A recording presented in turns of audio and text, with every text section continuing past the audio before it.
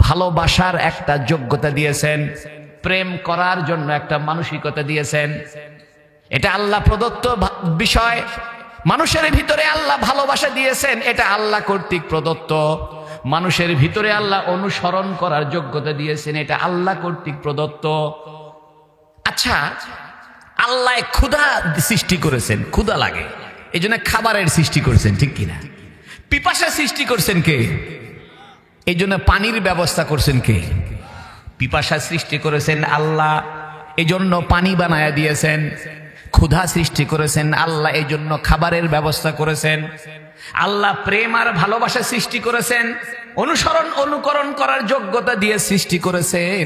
তাহলে এমন একজন মানুষ লাগবে যে মানুষটাকে অনুকরণ করা যায়, যে মানুষটাকে ভালোবাসা যায়, যে মানুষটাকে নকল করা যায়। এরকম একটা মানুষের দরকার আছে কি নাই?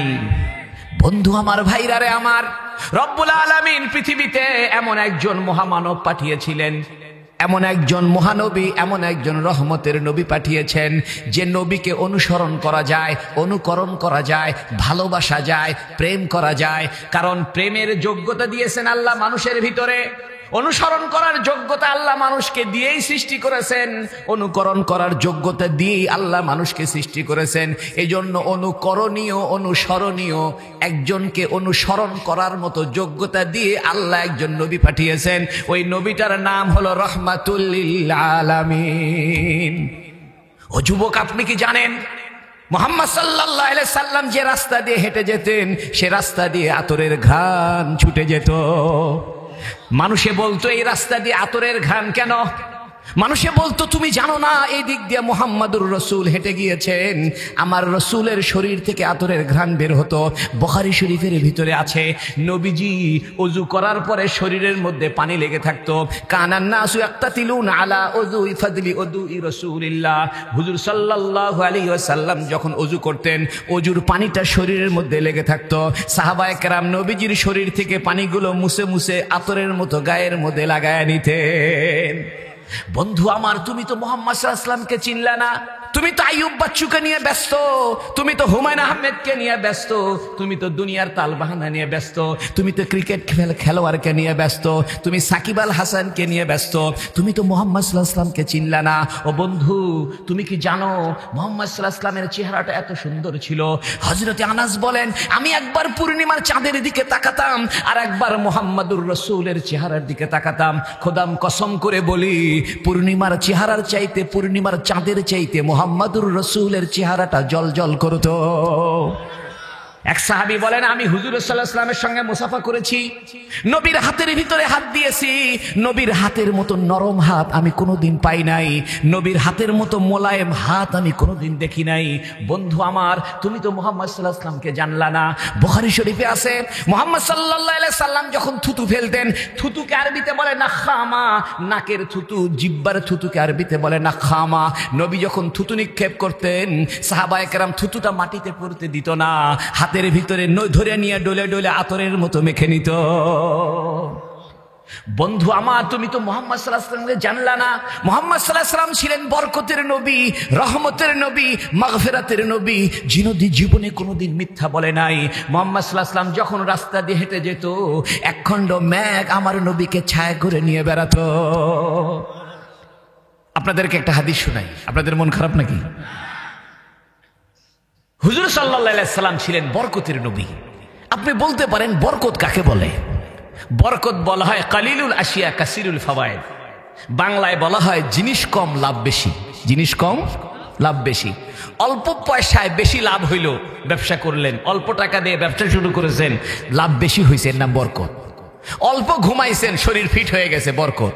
আর সারা রাত 8 ঘন্টা ঘুমাইছেন, তাও শরীর ফিট হয় না, বেবরকত, ঠিক কিনা? অল্প খাবার খেয়েছেন, পেট ভরে গেছে, বরকত। অল্প সময় কথা বলছেন, আপনার উদ্দেশ্য হাসিল হয়ে গেছে, বরকত। 5 ঘন্টা ধরে ওয়াজ করছেন, একজনও নামাজি হয়নি, বেবরকত। আর আধা ঘন্টা ওয়াজ করছেন, 10 জন নামাজি হয়েছে, বরকত। যেরকম, ঠিক কিনা? অল্প জিনিস বেশি লাভ, এটাকে বলে বরকত। বলেন তো বরকত কাকে বলে? বন্ধু আমার, আমি আপনাকে একটা বরকতের হাদিস শোনাবো। হুজুর সাল্লাল্লাহু আলাইহি ওয়াসাল্লামের একজন সাহাবী ছিলেন, তার নাম ছিল হযরত জাবের। কি নাম? জাবেরের পিতার নাম ছিল আব্দুল্লাহ। একসঙ্গে বলা হতো জাবের বিন আব্দুল্লাহ, আব্দুল্লাহর পুত্র জাবের। আব্দুল্লাহ মারা গেছে। মারা যাওয়ার সময় অনেক ঋণগ্রস্ত হয়ে মারা গেছে। আব্দুল্লাহর কাছে মানুষ খেজুর পাওনা আছে। আব্দুল্লাহর মৃত্যুর পরে বাপের সমস্ত পাওনাদাররা জাবেরের কাছে আসছে, এসে বলতেছে, জাবের, তোমার বাপের ঋণ এখন তুমি পরিশোধ করে দাও। আল্লাহু আকবার। জাবের বিপদে পড়ছে না এখন। হযরতে জাবের রাসূলুল্লাহ সাল্লাল্লাহু আলাইহি ওয়াসাল্লামের কাছে আসছে, নবীজির কাছে এসে বলে, ইয়া রাসূলুল্লাহ, ইয়া হাবিবাল্লাহ, আমার আব্বা মারা গেছে। মারা যাওয়ার সময় অনেকগুলো খেজুর ঋণ করে মারা গেছে। এখন সমস্ত পাওনাদার আমার আব্বার ঋণ আমার কাছে চাইতেছে। ইয়া রাসূলুল্লাহ, আমার কাছে তো কোনো খেজুর টেজুর নাই, টাকা পয়সাও নাই, আমি আমার বাপের ঋণ পরিশোধ করতে পারতেছি না, অস্থির হয়ে গেছি। ইয়া রাসূলুল্লাহ, ইয়া হাবিবাল্লাহ, আগামীকাল আমি আমার বাগান থেকে একটু খেজুর পাবো। আমার ছোট্ট একটা বাগান আছে, আমি ওই বাগান থেকে সামান্য কিছু খেজুর পাবো। তবে যে পরিমাণ খেজুর পাবো ওই পরিমাণ খেজুর দিয়ে আমার বাপের ঋণ পরিশোধ হবে না। ইয়া রাসূলুল্লাহ, আপনি যদি একটু আগামীকাল আমার বাসাতে আসেন, আপনি একজন সম্ভ্রান্ত মানুষ, সম্মানী মানুষ, আপনার উপস্থিতি হলে, আপনার চেহারা মোবারক দেখলে আমার বাপের পাওনাদাররা হইচই করবে না, চিল্লাচিল্লি করবে না। যারা 10 মণ পায় হয়তো 2 মণ মাফ করে দিবে, যারা 5 মণ পায় তারা হয়তো 1 মণ মাফ করে দিবে। ইয়া রাসূলুল্লাহ, আপনি যদি আমার বাড়িতে একটু আগামীকাল আসতেন আর আমার বাপের পাওনাদারদেরকে একটু বুঝাইতেন, তারা যেন আমাকে একটু সময় দেয়, তারা যেন আমাকে একটু মাফসাব করে দেয়। নবীজি বললেন, জাবের, কোনো চিন্তা করো না, আমি সকাল সকাল তোমার বাড়িতে উপস্থিত হয়ে যাব। এখান থেকে 2টা মাসলা বের হয়েছে। মাসলা মানে নীতিমালা, ফয়সালা, আদর্শ। 1 নম্বর মাসলা হইল, সাহাবায়ে কেরাম বিপদে পড়লে নবীর কাছে যাইতেন। সুবহানাল্লাহ। সাহাবায়ে কেরাম যদি ধর্মীয় সমস্যায় পড়ে নবীর কাছে তো যাইতেনই। যদি ব্যক্তিগত সমস্যায়ও পড়েন, অর্থনৈতিক সমস্যায় পড়েন, পারিবারিক সমস্যায় পড়েন, যাইতেন কার কাছে? নবীর কাছে। কারণ বাপ মারা গেছে, বাপের পাওনা শোধ করতে পারতেছে না। এটা কি ইবাদতের সমস্যা না টাকা পয়সার সমস্যা? টাকা পয়সার সমস্যা। এখান থেকে বোঝা যায় সাহাবায়ে কেরাম যেমন সমস্যায় পড়লে নবীদের কাছে যাইতো। আজকে তো ভাই নবীও নাই, তবে নবীদের ওয়ারিসরা রয়েছেন, নবীদের উত্তরাধিকাররা রয়েছেন, নবীদের স্থলাভিষিক্ত আলেমরা রয়েছেন, মসজিদের ইমামরা রয়েছেন। আপনি যদি ওই সমস্যায় পড়লে একজন আলেমের কাছে যান, একজন ইমামের কাছে যান, একজন মুহাদ্দিসের কাছে যান, একজন মুফতি সাহেবের কাছে যান, ইনশাআল্লাহ ইনশাআল্লাহ ওই মুফতি সাহেবের কাছে হয়তো টাকা নাই, কিন্তু তার কাছে দোয়া করার একটা যোগ্যতা আছে। তিনি এমন একটা দোয়া হয়তো করে দিবেন যে কারণে ওই সাহাবী নবীর কাছে যায়া যেমন উপকার পেয়েছে, আপনিও বর্তমান যুগে আলেমদের সঙ্গে যাতায়াত করলে ওই উপকারটা লাভ করে সাহাবীদের সঙ্গে জান্নাত পেয়ে যেতে পারেন। বন্ধু আমার, এখান থেকে বোঝা যায় সাহাবায়ে কেরাম যেমন নবীর কাছে সমস্যার সমাধানের জন্য যাইতেন, মুসলমানদের উচিত ছিল তারা সমস্যার সমাধানের জন্য মসজিদের ইমামের কাছে যাবে। বন্ধু, আপনি কি জানেন ফজর নামাজের পরে আর আসর নামাজের পরে ইমাম সাহেব উল্টা হয়ে বসে, ঠিক কিনা? আপনাদের দেশে বসেনি? ফজরের পরে আর আসরের পরে ইমাম সাহেব উল্টা হয়ে বসে না? কারণটা কি? কারণ 2টা। প্রত্যেক ফজর নামাজের পরে নবী উল্টা হয়ে বসে সাহাবীদেরকে বলতেন, ও আমার সাহাবীরা রে, অমুককে দেখতেছি না, এশার নামাজে দেখলাম, ফজরে পাইতেছি না, মনে হয় অসুস্থ হয়েছে নাকি, চলো একটু দেখে আসি। আল্লাহু আকবার। আর মাঝে মাঝে নবী বলতেন, গত রাত্রে আমি এই স্বপ্ন দেখেছি। কারণ নবীদের স্বপ্নে ওহী হয়, নবীদের স্বপ্ন সত্য হয়, নবীদের স্বপ্ন আল্লাহর পক্ষ থেকে হুকুম হিসেবে সাব্যস্ত হয়। এই জন্য নবীরা স্বপ্ন দেখলে ফজরের নামাজের পরে উল্টা হয়ে ঘুরিয়া মুসল্লিদের দিকে তাকায় আর নবী স্বপ্ন দেখলে বয়ান করতেন। আর কখনো কখনো বলতেন, তোমরা কি কেউ স্বপ্ন দেখেছো কিনা? যদি স্বপ্ন দেখে থাকো আমাকে বলো। নবী সেই স্বপ্নের ব্যাখ্যা দিয়ে দিতেন। আসরের নামাজের পরে নবী উল্টা হয়ে বসতেন, বসে জিজ্ঞাসা করতেন, অমকে দেখতেছি না, অমকে কোথায় গেল, একটু খোঁজ খবর রাখো, কার কোন সমস্যা আছে। ও বন্ধু, মসজিদ ছিল মানুষের সমস্যার সমাধানের জায়গা, মসজিদ ছিল মুসলমানদের সমাজ বিনির্মাণের কেন্দ্র, মসজিদ ছিল যুব সমাজের সংশোধনের কেন্দ্র, মসজিদ ছিল বিয়ে শাদীর কেন্দ্র, মসজিদ ছিল গরিব দুঃখীর সাহায্য করার কেন্দ্র, মসজিদ ছিল মানুষকে ফিরি ফিরি খাওয়ানোর কেন্দ্র। আল্লাহু আকবার। কথায় কথা আসে, হুজুর সাল্লাল্লাহু আলাইহি ওয়াসাল্লাম এশার নামাজের পরে বলতেন, আমাদের মসজিদে 5 জন মেহমান আসছে, 10 জন মেহমান আসছে, ও বন্ধু তোমরা যারা যারা মনে চায় মেহমানদেরকে নিয়ে যাও। মুসলমানদের সমাজে কোনোদিন হোটেল ছিল না, ভাত বিক্রি করবে, পরোটা বিক্রি করবে, মুসলমান কোনোদিন ভাবতেই পারে নাই, মুসলমান কোনোদিন খাদ্য বেচত না, মুসলমানের সমাজে কোনো হোটেল ছিল না, মুসলমানের খাওয়া দাওয়ার ব্যবস্থা ছিল মসজিদ কেন্দ্রিক। এশার নামাজের পরে নবীজি সালাম ফিরে বলতেন, আমাদের মসজিদে নতুন কিছু মেহমান আসছে, বিদেশি কিছু লোক আসছে, এদের জন্য থাকার ব্যবস্থা করো, খাওয়ার ব্যবস্থা করো। হযরত আবু বকর বললেন, ইয়া রাসূলুল্লাহ আমার ভাগ্যে 5টা মেহমান দেন, আমি 5 জন মেহমানকে বাড়িতে নিয়ে থাকার খাওয়ার ব্যবস্থা করে দিব। বুখারী শরীফের হাদিসে আছে, হযরত আবু বকর ওই 5 জন মেহমানকে নিয়ে বাড়িতে গেছেন। বাড়িতে নেওয়ার পরে একটু পরে আবু বকরের মনে হয়েছে রাসূলুল্লাহর কাছে আবার একটু প্রয়োজনে দেখা করতে যাই। রাসূলুল্লাহর কাছে প্রয়োজনে দেখা করতে আসছে, রাত গভীর হয়ে গেছে, মেহমান খানা খায়নি। আবু বকরের স্ত্রী উম্মে রুমান বলছে, আপনারা খানা খায় নেন। মেহমান বলতেছে, আমরা বাড়িওয়ালা ছাড়া খানা খাই না, মেজবান ছাড়া খানা খাই না। বাড়িওয়ালা তো আবু বকর না আসা পর্যন্ত আমরা খাবো না। রাত গভীর হয়ে গেছে, আবু বকর অনেক রাত্রেবেলা আবার বাড়িতে আসছে, এসে বউকে বলতেছে, ও উম্মে রুমান 5 জন মেহমান পাঠাইছিলাম, খাইতো দিছো? উম্মে রুমান বলে, আবু বকর তারা তো আপনার অনুমতি ছাড়া খায় না। আবু বকর রাগান্বিত হয়ে গেছে, আমাকে কেন খবর দিলে না? আমার জন্য মেহমান কষ্ট পাচ্ছে, আমাকে একটু খবর দিতে আমি তাড়াতাড়ি চলে আসতাম। গভীর রাত্রে 5 জন মেহমানের সাথে আবু বকর খাইতে বসছে। আবু বকর বলে, যতই মেহমান খাইতেছে আমি দেখতেছি খেজুরের বিচি আর খেজুরের স্তূপ প্লেটের নিচ থেকে যতই খায় ততই খেজুরে বৃদ্ধি পায়। এই খেজুরের প্লেট সকালবেলা আবু বকর রাদিয়াল্লাহু নবীজির কাছে নিয়ে গেছে, বলছে, ইয়া রাসূলুল্লাহ আজকে একটা আজব ঘটনা ঘটলো। 5টা মেহমানকে দাওয়াত দিছিলাম, খাওয়া দাওয়া বেশি ছিল না, মেহমান যতই খায় প্লেটের নিচ থেকে খেজুর খালি ভুরভুর করে বের হয়। নবী মুস্কি হাসি বলে, এটা মেহমানের বরকত। জোরে কোন সুবহানাল্লাহ। আজকে আমাদের দেশে মেহমান দেখলে আমরা ভয় পাই। গ্রাম থেকে যদি কোনো রুগী আসে, এই নওগাঁ শহরে কারো বাড়িতে উঠতে চায়, মন বেজার, ঠিক কিনা? মনে করেন গ্রাম দেশ থেকে অসুস্থ হয়েছে, সে অসুস্থ রুগীকে নিয়ে আপনার বাড়ি নওগাঁ শহরে, এখন আপনার বাড়িতে উঠতে চায়, 2-3 দিন থাকবি, তা আপনার মন খারাপ। আপনি খালি চিন্তা করেন চা বিস্কুট খাই বিদায় হলেই বাসি, ঠিক কিনা? মেহমানদারি চলে গেছে, খাওয়া দাওয়া চলে গেছে। আগে এক বাড়িতে ইলিশ মাছ রান্না হলে আশেপাশের বাড়িতে দিত, এক বাড়িতে পিঠা তৈরি হলে আরেক বাড়িতে দিত, ইফতারের আগে দিয়া এক বাড়ির ইফতার 5 বাড়িতে বন্টন করত। এখন কেউ কার খবর রাখে না, সব ফ্ল্যাটের বাসিন্দা, 2 তলার ফ্ল্যাটের লোক 3 তলার ফ্ল্যাটের খবর রাখে না, উপরতলার লোক নিচতলার খবর রাখে না, সবাই সাহেব হয়ে গেছে, সবাই ব্যস্ত হয়ে গেছে, মেহমানদারি করার কোনো চান্স আর আমাদের ভিতরে নাই। হযরত জাবেরের আব্বার নাম কি? আব্দুল্লাহ। বেঁচে আছে না মারা গেছে? মাশাআল্লাহ, ঋণগ্রস্ত হয়ে মারা গেছে, মনে আছে তো আপনাদের? তো হযরত জাবের রাদিয়াল্লাহু আনহু নবীজিকে এসে বললেন, ইয়া রাসূলুল্লাহ আমার আব্বা মারা গেছে, পাওনাদার আমাকে চাপাচাপি করে, তা আপনি যদি একটু আমার বাড়িতে উপস্থিত হন, আপনার চেহারা দেখা, আপনার উপস্থিতি দেখা মানুষ হইচই করবে না, চিল্লাচিল্লি করবে না। জোরে কর না সুবহানাল্লাহ। বাস্তব কথা শোনেন, হুজুর সাল্লাল্লাহু আলাইহি সাল্লাম এমন সম্ভ্রান্ত ছিলেন, এমন ভদ্র মানুষ ছিলেন, এমন প্রভাব সম্পন্ন মানুষ ছিলেন, এমন ব্যক্তিত্ব ছিল, যেখানে ঝগড়া লাগছে নবীজি যদি সেখানে দাঁড়াতেন, সঙ্গে সঙ্গে 2 জনের ঝগড়া বন্ধ হয়ে যায়। নবীর প্রভাবে, নবীর সম্ভ্রান্তের কারণে, নবীর চেহারার কারণে, নবীর ব্যক্তিত্বের কারণে, নবীর আভিজাত্যের কারণে যেখানে ঝগড়া লাগছে নবী শুধু দাঁড়াইতেন, সঙ্গে সঙ্গে ঝগড়া বন্ধ হয়ে যায়। আমি জেদ্দা শহরে, ঢাকা সৌদি আরবের জেদ্দা, আল্লাহ আমারে বহুবার নিছে, তো জেদ্দা শহরে 2 ড্রাইভারে লাগছে ঝগড়া, কথা বুঝছেন? তো এক ড্রাইভার আরেকজনকে বলতেছে, আনতে হেমার, তুমি গাদা। আরেক ড্রাইভার করছে, আনতা কাল, তুমি কুকুর।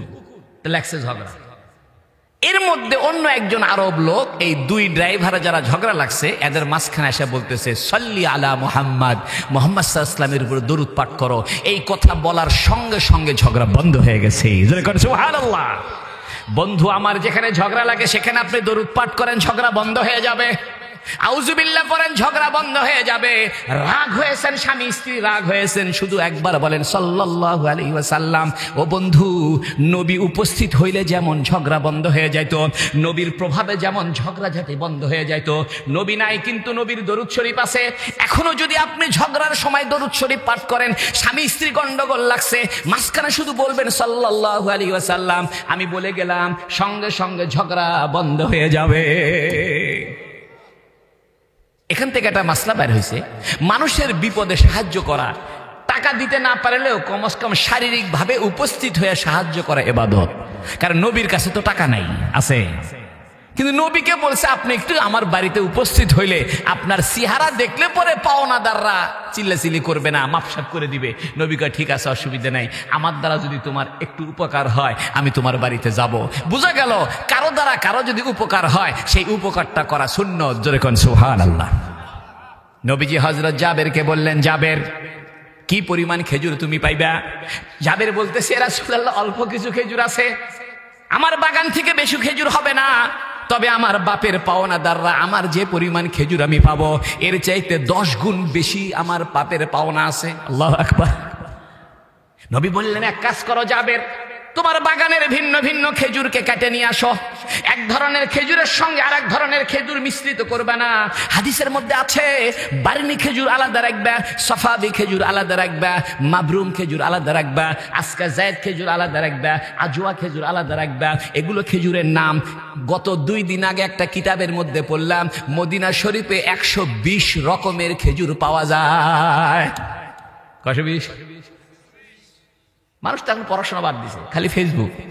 আমি একটা কিতাব পড়তে পড়তে হঠাৎ করে দেখলাম ওর মধ্যে লেখছে মদিনা শরীফে কয়শো রকম খেজুর আছে, 120। নবীজি জাবেরকে বললেন, জাবের, তুমি বার্নি খেজুর আলাদা রাখবা, সফাবি খেজুর আলাদা রাখবা, মাবরুম খেজুর আলাদা রাখবা, আজওয়া খেজুর আলাদা রাখবা, আজকা জায়েদ খেজুর আলাদা রাখবা। এক ধরনের খেজুরের সঙ্গে আরেক ধরনের মিশ্রিত করবে না। আমি সকাল সকাল তোমার বাড়িতে যাব। হাদিসের মধ্যে আছে নবীজি সকালবেলা হযরত জাবেরের বাড়িতে উপস্থিত হলেন। ফাজালাস আলা ওয়াসতিহিন্না, এটা বুখারী শরীফের শব্দ। ফাজালাস আলা ওয়াসতিহিন্না, নবী খেজুরের স্তূপের উপরে বসে গেলেন। আল্লাহু আকবার। নবী বলছেন, জাবের, এক ধরনের খেজুরের সঙ্গে আরেক ধরনের খেজুর মিশ্রিত করবা না। এখান থেকে একটা মাসলা বের হয়েছে। মাসলা হইল, ভালো জিনিসের সাথে খারাপ জিনিস মিশ দেওয়া জায়েজ নাই। এক ধরনের চাউলের সাথে আরেক ধরনের চাউল মিশ দেওয়া জায়েজ নাই। সয়াবিনের তেলে ভেজাল মিশ করা জায়েজ নাই, সরিষার তেলে ভেজাল মিশ করা জায়েজ নাই, চালের মধ্যে আখের মিশ করা জায়েজ নাই। আমরা এখন করতেছি কি, এক ধরনের সঙ্গে আরেক ধরনের মিশ্রিত করে দিচ্ছি।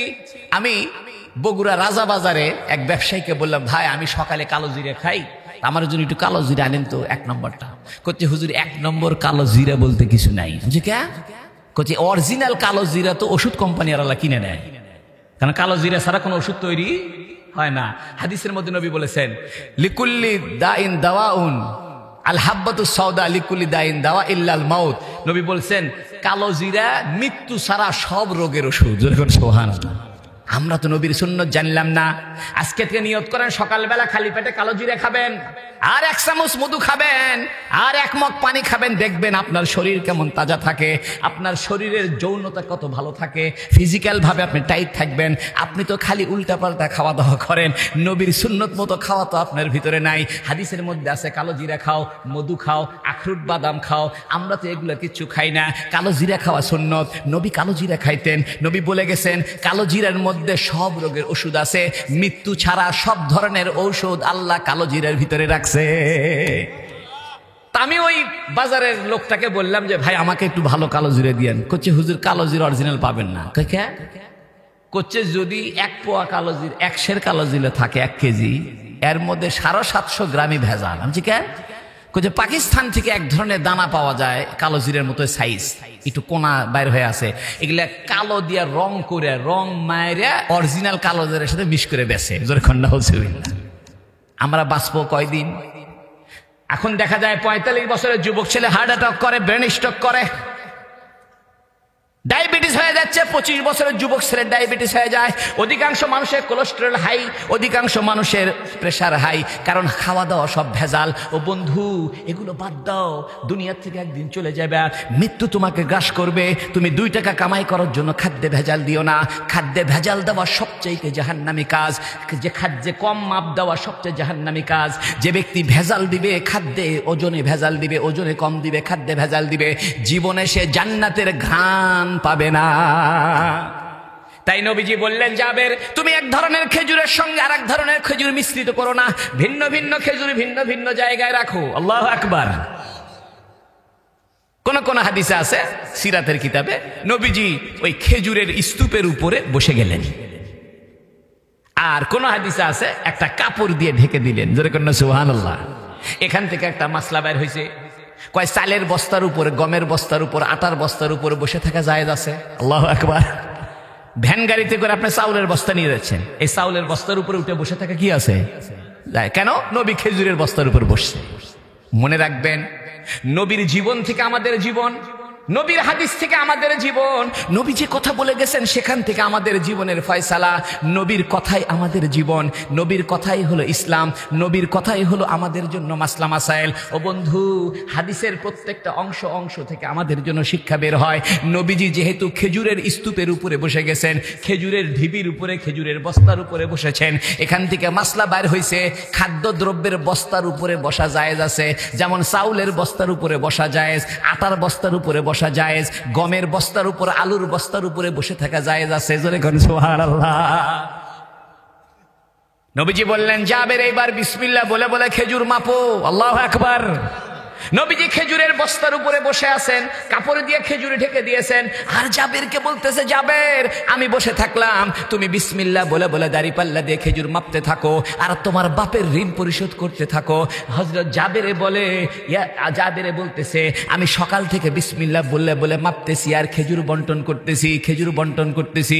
সকাল থেকে দুপুর পর্যন্ত আমার বাপের পাওনাদাররা সবাই হাজির হইল, একের পর এক পাওনাদার আসতেছে, আমি মাপতেছি আর খেজুর দিয়ে দিচ্ছি, মাপতেছি আর খেজুর দিয়ে দিচ্ছি। দিতে দিতে দিতে দিতে আমার বাপের সব পাওনাদার পরিশোধ হয়ে গেল। হুজুর সাল্লাল্লাহু আলাইহি ওয়াসাল্লাম আমাকে বললেন, জাবের, আমি কি এখন যাইতে পারি? আল্লাহু আকবার। এখান থেকে 2টা মাসলা বের হয়েছে। 1 নম্বর মাসলা হলো, যে কোনো কাজের মধ্যে বিসমিল্লাহ বলবেন তো কাজটা বরকত হবে, রহমত হবে। জোরে কোন সুবহানাল্লাহ। নবীজি জাবেরকে বলছেন, জাবের, দাড়িপাল্লা দিয়ে কি বলে বলে মাপে দাও? জোরে বলেন না।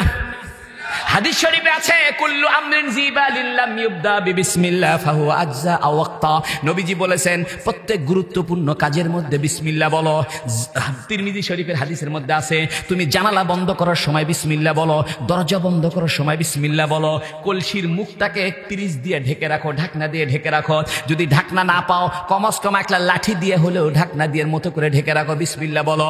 হাদিস শরীফে আছে, যে ব্যক্তি দরজা বন্ধ, জানালা বন্ধ করার সময় বিসমিল্লাহ বলে বন্ধ করবে, ওই ঘরের মধ্যে ওই রাত্রেবেলা কোনো শয়তান জিন প্রবেশ করতে পারবে না। আজকে থেকে নিয়ত করেন, জুতা পায়ে দিতে বলবো বিসমিল্লাহ, ঘরে ঢুকতে বলবো বিসমিল্লাহ, সালাম দিয়ে ঢুকবো, প্রত্যেকটা কাজের মধ্যে বিসমিল্লাহ, ওযু করার সময় বিসমিল্লাহ, মেসওয়াক করার সময় বিসমিল্লাহ, খানা খাওয়ার সময় বিসমিল্লাহ, অর্থাৎ আল্লাহর নাম নিয়ে প্রত্যেক কাজ করব।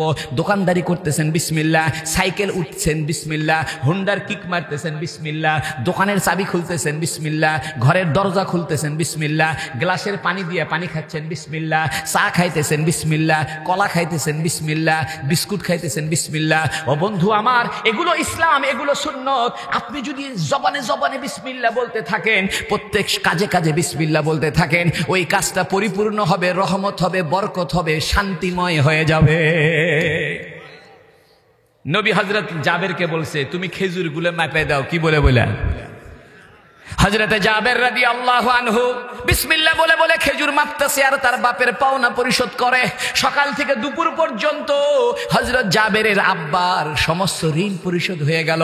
নবী বললেন, আমি কি এখন যাইতে পারি? মুস্কি হাসি দিয়া হযরত জাবের বললেন, ইয়া রাসূলুল্লাহ, বহু কষ্ট করলেন, সকাল থেকে দুপুর পর্যন্ত ছিলেন, এখন যাইতে পারেন, কোনো অসুবিধা নাই। আল্লাহু আকবার। এখান থেকে আরেকটা মাসলা বাইর হয়েছে, বলবো আপনাদের মন খারাপ? আজ কোনো কিচ্ছা কাহিনী নাই, আমি খালি আজ হাদিস শোনাবো। জোরে কোন সুবহানাল্লাহ। এই যে এখানে মুহাদ্দিস সাহেব বসে আছে, নবীর হাদিসের বাইরে একটা ওয়াজও করবো না, যেরকম আমিন। এখান থেকে একটা মাসলা বের হয়েছে। মাসলাটা হলো, আপনার বাড়িতে যদি কেউ বেড়াইতে আসে অথবা আপনি যদি কোনো বাড়িতে বেড়াইতে যান, তাহলে বাড়িওয়ালার অনুমতি ছাড়া যাওয়া জায়েজ নাই। আল্লাহু আকবার। কারণ নবীজি কার বাড়িতে আসছে? জাবেরের বাড়িতে। আর যাওয়ার সময় জাবেরকে বলতেছে, জাবের আমি কি যাইতে পারি, যাব? বোঝা গেল আপনি যদি কোনো বাসায় বেড়াইতে যান, চা বিস্কুট খাইতে দিছে, খাইয়ে দেয়া ওকে না বলে চলে আসলেন, এটা মাকরুহ, এটা অপছন্দনীয় কাজ। যে বাসায় বেড়াতে গেছেন আসার সময় বলে আসতে হবে যে ভাই আমি গেলাম, থাকেন। নবীও যাওয়ার সময় বলতেছে, জাবের আমি কি যাইতে পারি? হযরত জাবের বললেন, ইয়া রাসূলুল্লাহ যাইতে পারেন, অসুবিধা নাই। এখন হযরত জাবের মনে মনে ভাবতেছে, বাপের ঋণ তো সব পরিশোধ হয়ে গেল, দেখি তো আর কতটুকু খেজুর বাকি আছে, আমারও তো খাওয়া দাওয়া লাগবে, সারা বছর আমারও তো খেজুরের দরকার, দেখি কি পরিমাণ খেজুর আছে। হযরত জাবের বলে, আমি কাপড়টা তুলে দেখি, সকালবেলা যে পরিমাণ খেজুর ছিল এখনো সেই পরিমাণই আছে। ওয়ামা আরসালনাকা ইল্লা রাহমাতাল লিল আলামিন। ও বন্ধু, আমার নবী হলো রহমতের নবী, আমার নবী হলো বরকতের নবী। এ নবীর সঙ্গে ভাব লাগাইতে হবে, নবীকে ভালোবাসতে হবে, নবীর জীবন জানতে হবে, নবীর সাথে ভাব লাগাইতে হবে। আমার নবী বলেছেন, লা ইউমিনু আহাদুকুম, তোমাদের মধ্যে কেউ ইমানদার হইতে পারবে না, হাত্তা আকুনা আহাব্বা ইলাইহি, যতক্ষণ পর্যন্ত আমি মুহাম্মদ তোমার কাছে প্রিয় না হব, মিন ওয়ালিদিহি, তার পিতার চাইতে, ওয়া ওয়ালাদিহি, তার সন্তানের চাইতে, ওয়ান নাসি আজমাইন, গোটা পৃথিবী মানুষের চাইতে মুহাম্মদ সাল্লাল্লাহু আলাইহি ওয়াসাল্লাম যদি তোমার কাছে প্রিয় না হয়, তুমি ইমানদার হতে পারবা না, জান্নাতে যাইতে পারবা না, সুপারিশ পাইবে না, ফুলসিরাত পার হতে পারবে না, আখিরাত তো বাদই দিলাম, দুনিয়াতেও শান্তি পাবে না, রিজিকে বরকত পাবে না, তোমার দোয়া কবুল হবে না, কোনো কিছুই তোমার হবে না, তুমি যদি মুহাম্মদ সাল্লাল্লাহু আলাইহি ওয়াসাল্লামের সঙ্গে ভালোবাসা স্থাপন না করতে পারো। বন্ধু আমার, হুজুর সাল্লাল্লাহু আলাইহি ওয়াসাল্লাম ছাড়া আমাদের আর প্রিয় কেহ নাই। আল্লাহু আকবার। আপনাদের কষ্ট হচ্ছে? আজকে ইংরেজি কয় তারিখ? 11, 12, 13, তারপরে কয় তারিখ? এই 14 তারিখে একটা শয়তানি দিবস আছে, জানেন না আপনারা? নাম দিছে ভ্যালেন্টাইন ডে। ভ্যালেন্টাইন একটা খ্রিস্টান, সে তার ব্যাপারে মত আছে যে সে রাজা ফার্ডিনান্ডের আমলে সে একটা যুদ্ধের অপরাধী অথবা কারাগারের রক্ষী ছিল। ছোট্ট একটা মেয়ে, এই ছেলে এই লোকটার সাথে ভালোবাসা ছিল, তো ভালোবাসা হইয়া এই মেয়ে ওই দারোয়ানকে, কারারক্ষী অথবা কারাগারে যে আবদ্ধ, তাকে চিঠি দিছিল। এই চিঠি ধরা পড়া এই রাজা ওই কারারক্ষীকে ফাঁসি দিছিল। ওই লোকটার নাম ছিল ভ্যালেন্টাইন, এবং ওই লোকে যে ফাঁসি দিছিল সেই তারিখটা হলো 14 ফেব্রুয়ারি। ও যুবক, তুমি তো ভ্যালেন্টাইন ডে ইতিহাস জানো না। একটা খ্রিস্টান মানুষকে তুমি মহব্বত করে ভালোবাসার দিবস বানাইছো। তুমি যদি ভালোবাসার দিবস বানাইতে চাও, মুহাম্মাদুর রাসূলের জন্মের দিনটাকে ভালোবাসার দিবস বানাও। আল্লাহু আকবার। ও বন্ধু, তুমি ভ্যালেন্টাইন ডে দিবসে তুমি তোমার নায়িকাকে গোলাপ ফুল কিনে দিচ্ছ, তুমি তোমার লাভারের জন্য মেসেজ দিতেছ, তুমি তোমার প্রেমিকার জন্য মেসেজ দিতেছ, উইশ করতেছ, আই লাভ ইউ, তুমি আই লাভ ইউ মেসেজ দিচ্ছ। ও বন্ধু, তুমি তো মুহাম্মদ সাল্লাল্লাহু আলাইহি ওয়াসাল্লামকে মেসেজ দিতে পারবা না, তুমি তো মুহাম্মদ সাল্লাল্লাহু আলাইহি ওয়াসাল্লামকে ভালোবাসতে চিনলে না। বন্ধু আমার, মুহাম্মদ সাল্লাল্লাহু আলাইহি ওয়াসাল্লাম আল্লাহর পক্ষ থেকে একটা মেসেজ নিয়ে আসছে।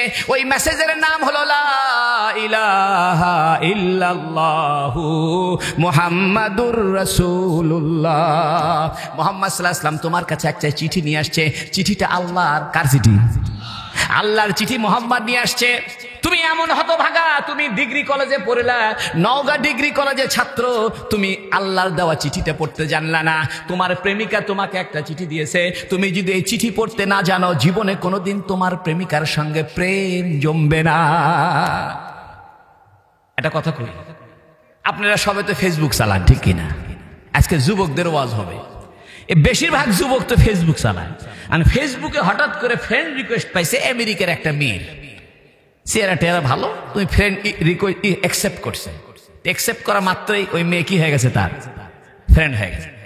এখন ওই মেয়ে তাকে মেসেজ দেয়, ইও দেয়। তাই হঠাৎ করে এই মেয়ে একদিন মেসেজ দিছে, my dear friend, I hope to your happy life, I love you, you coming to America, I established your visa, ticket, every kind of paper. You are my sweet dream. You are my heart. I love you. I kiss you. আরে কন্যা যারা যারা ইংরেজি জানে আর হাসিছে, এরকম একটা চিঠি আপনার কাছে পাঠায় দিছে। আপনি এখন চিঠি খুলে দেখেন খালি ABC লেখা, 9 ক্লাস কম ম্যাট্রিক পাস। তাহলে ওই মেয়ের সাথে জীবনে আপনার প্রেম হবে? এই চিঠি যদি আপনি ভাঁজ করে পকেটে না সারাদিন ঘুরে বেড়ান আর লাল কাপড় দিয়ে চিঠি পেঁচে আলমারির মাথার উপর থুয়ে দেন আর চুমা খান, কোনো লাভ আছে? আপনার এই চিঠি পাওয়ার পরে যদি আপনাকে পিয়ন বলে যায়, ও নওগাঁর যুবক, ও বাঙ্গি বাড়িয়ার যুবক, বাঙ্গা বাড়িয়ার যুবক, তোমার কাছে আমেরিকার থেকে একটা মেয়ে চিঠি পাঠিয়েছে, এই চিঠির ভিতরে টিকিট, ভিসা, সব ধরনের ব্যবস্থাপনা আছে। তুমি যদি এই চিঠিটা ভালো করে পড়ো তাহলে ওই দিন 6 মান্থ, 6 মাসের মধ্যে তুমি আমেরিকা চলে যাবে, ডলার কামাইবা, খুশি না বেজার? আপনাদেরকে যদি একটা একটা করে আমেরিকার ভিসা দেওয়া হয়, মন খারাপ নেই আপনাদের? 3 লাখ পারবে, বাপরে বাপ, আমেরিকা যাবো, ওয়াশিংটন ডিসি, $1 কামাই করলে 120 টাকা। তারপরে 2 বছর পরে নওগাঁ শহরে আসবে। এ বন্ধু আমার, এ চিঠির ভিতরে অসংখ্য কথা লেখা আছে, এ চিঠির ভিতরে 1000 বছরের ইতিহাস লেখা আছে, এ চিঠির ভিতরে যুদ্ধের কথা আছে, এ চিঠির ভিতরে ভালোবাসার কথা আছে, এ চিঠির ভিতরে ক্রন্দনের কথা আছে, এ চিঠির ভিতরে প্রেমের কথা আছে। তুমি এই চিঠিটা যদি না জানো, জীবনে রাসূলের সঙ্গে, আল্লাহর সঙ্গে প্রেম হবে না। আল্লাহ তোমাকে চিঠিতে বলতেছে, আলিফ লাম মিম যালিকাল কিতাব, এটা একটা চিঠি, এটা একটা গ্রন্থ, লা রাইবা ফি, কোনো ভুল নাই, কোনো সন্দেহ নাই, হুদাল লিল মুত্তাকিন, যারা আল্লাহকে ভয় করে তাদের জন্য জান্নাতের রাস্তা এই চিঠি দেখায় দিবে। মুত্তাকি কারা? আল্লাযীনা ইউমিনুনা বিল গায়ব, যারা গায়েবের প্রতি বিশ্বাস করে, যারা গায়েবের প্রতি বিশ্বাস করে। আল্লাযীনা ইউমিনুনা বিল গায়ব ওয়া ইউকিমুনাস সালাহ, যারা 5 ওয়াক্ত নামাজ পড়ে, এই চিঠি তাদেরকে জান্নাতে নিয়ে যাবে। ও বন্ধু, তুমি তো গায়েবকে চিনলা না, তুমি অদৃশ্য জানলা না, তুমি কুদরত বুঝলা না। দেখো আমার আল্লাহর কুদরত দেখো। জমিনের ভিতরে একটা তেঁতুলের গাছ লাগায় দাও, আল্লাহ টক টক তেঁতুল বাইর করে দিবে। 2 হাত পরে একটা খেজুরের গাছ লাগায় দাও, আল্লাহ মিষ্টি মিষ্টি রস বাইর করে দিবে। 3 হাত পরে একটা কাঁচামরিচের গাছ লাগায় দাও, ঝাল ঝাল কাঁচামরিচ বের করবে। ও বন্ধু, মাটির নিচে কোনো কাঁচামরিচের ফ্যাক্টরি নাই, মাটির নিচে কোনো টমেটোর ফ্যাক্টরি নাই, মাটির নিচে কোনো ধানের গোডাউন নাই। মাটির ভিতর থেকে ঝাল বাইর হয়, টক বাইর হয়, মিষ্টি বাইর হয়, আলু বাইর হয়, পেঁয়াজ বাইর হয়, টমেটো বাইর হয়। এই যে এত কিছু বের করে, এগুলো বের করে কে? আল্লাহ পাক বলেন, আনতুম তাখলুকুনাহু আম নাহনুল খালিকুন, তুমি সৃষ্টি করেছো নাকি আমি সৃষ্টি করি? আনতুম তাজরাউনাহু আম নাহনুজ জারিউন, তুমি ফসল ফলাও না আমি ফসল ফলাই। ও বান্দা, কি ভাবছো তুমি? তুমি কি আমার সৃষ্টি থেকে বাইরে যেতে পারবা? ইয়া মাশারাল জিন্নি ওয়াল ইনসি, ও মানুষ আর জিন জাতি, ইয়া মাশারাল জিন্নি ওয়াল ইনসি ইন ইসতাতাতুম আন তানফুযু মিন আকতারিস সামাওয়াতি ওয়াল আরদি, তুমি যদি চাও আসমান আর জমিনের সীমানার বাইরে চলে যাও, দেখি কোথাও যাইতে পারবে না। ইল্লা বিসুলতান, তুমি যেখানেই যাইবা সেখানেই আমার রাজত্ব। তুমি মাটির নিচে যাবে, সেখানে কার রাজত্ব? তুমি প্লেনে চড়ে আসমানে যাবে, কার রাজত্ব? তুমি যদি হসপিটালের ভিতরে ঢোকো, সেখানেও রাজত্ব কার?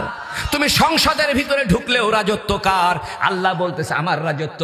ইয়া মাশারাল জিন্নি ওয়াল ইনসি, ও জিনার ইনসান, ইন ইসতাতাতুম, যদি তোমাদের সক্ষম হও, যদি তোমাদের হেডাম থাকে, যদি তোমাদের শক্তি থাকে, যাও না দেখি আমার আসমান জমিনের সীমানার বাইরে চলে যাও।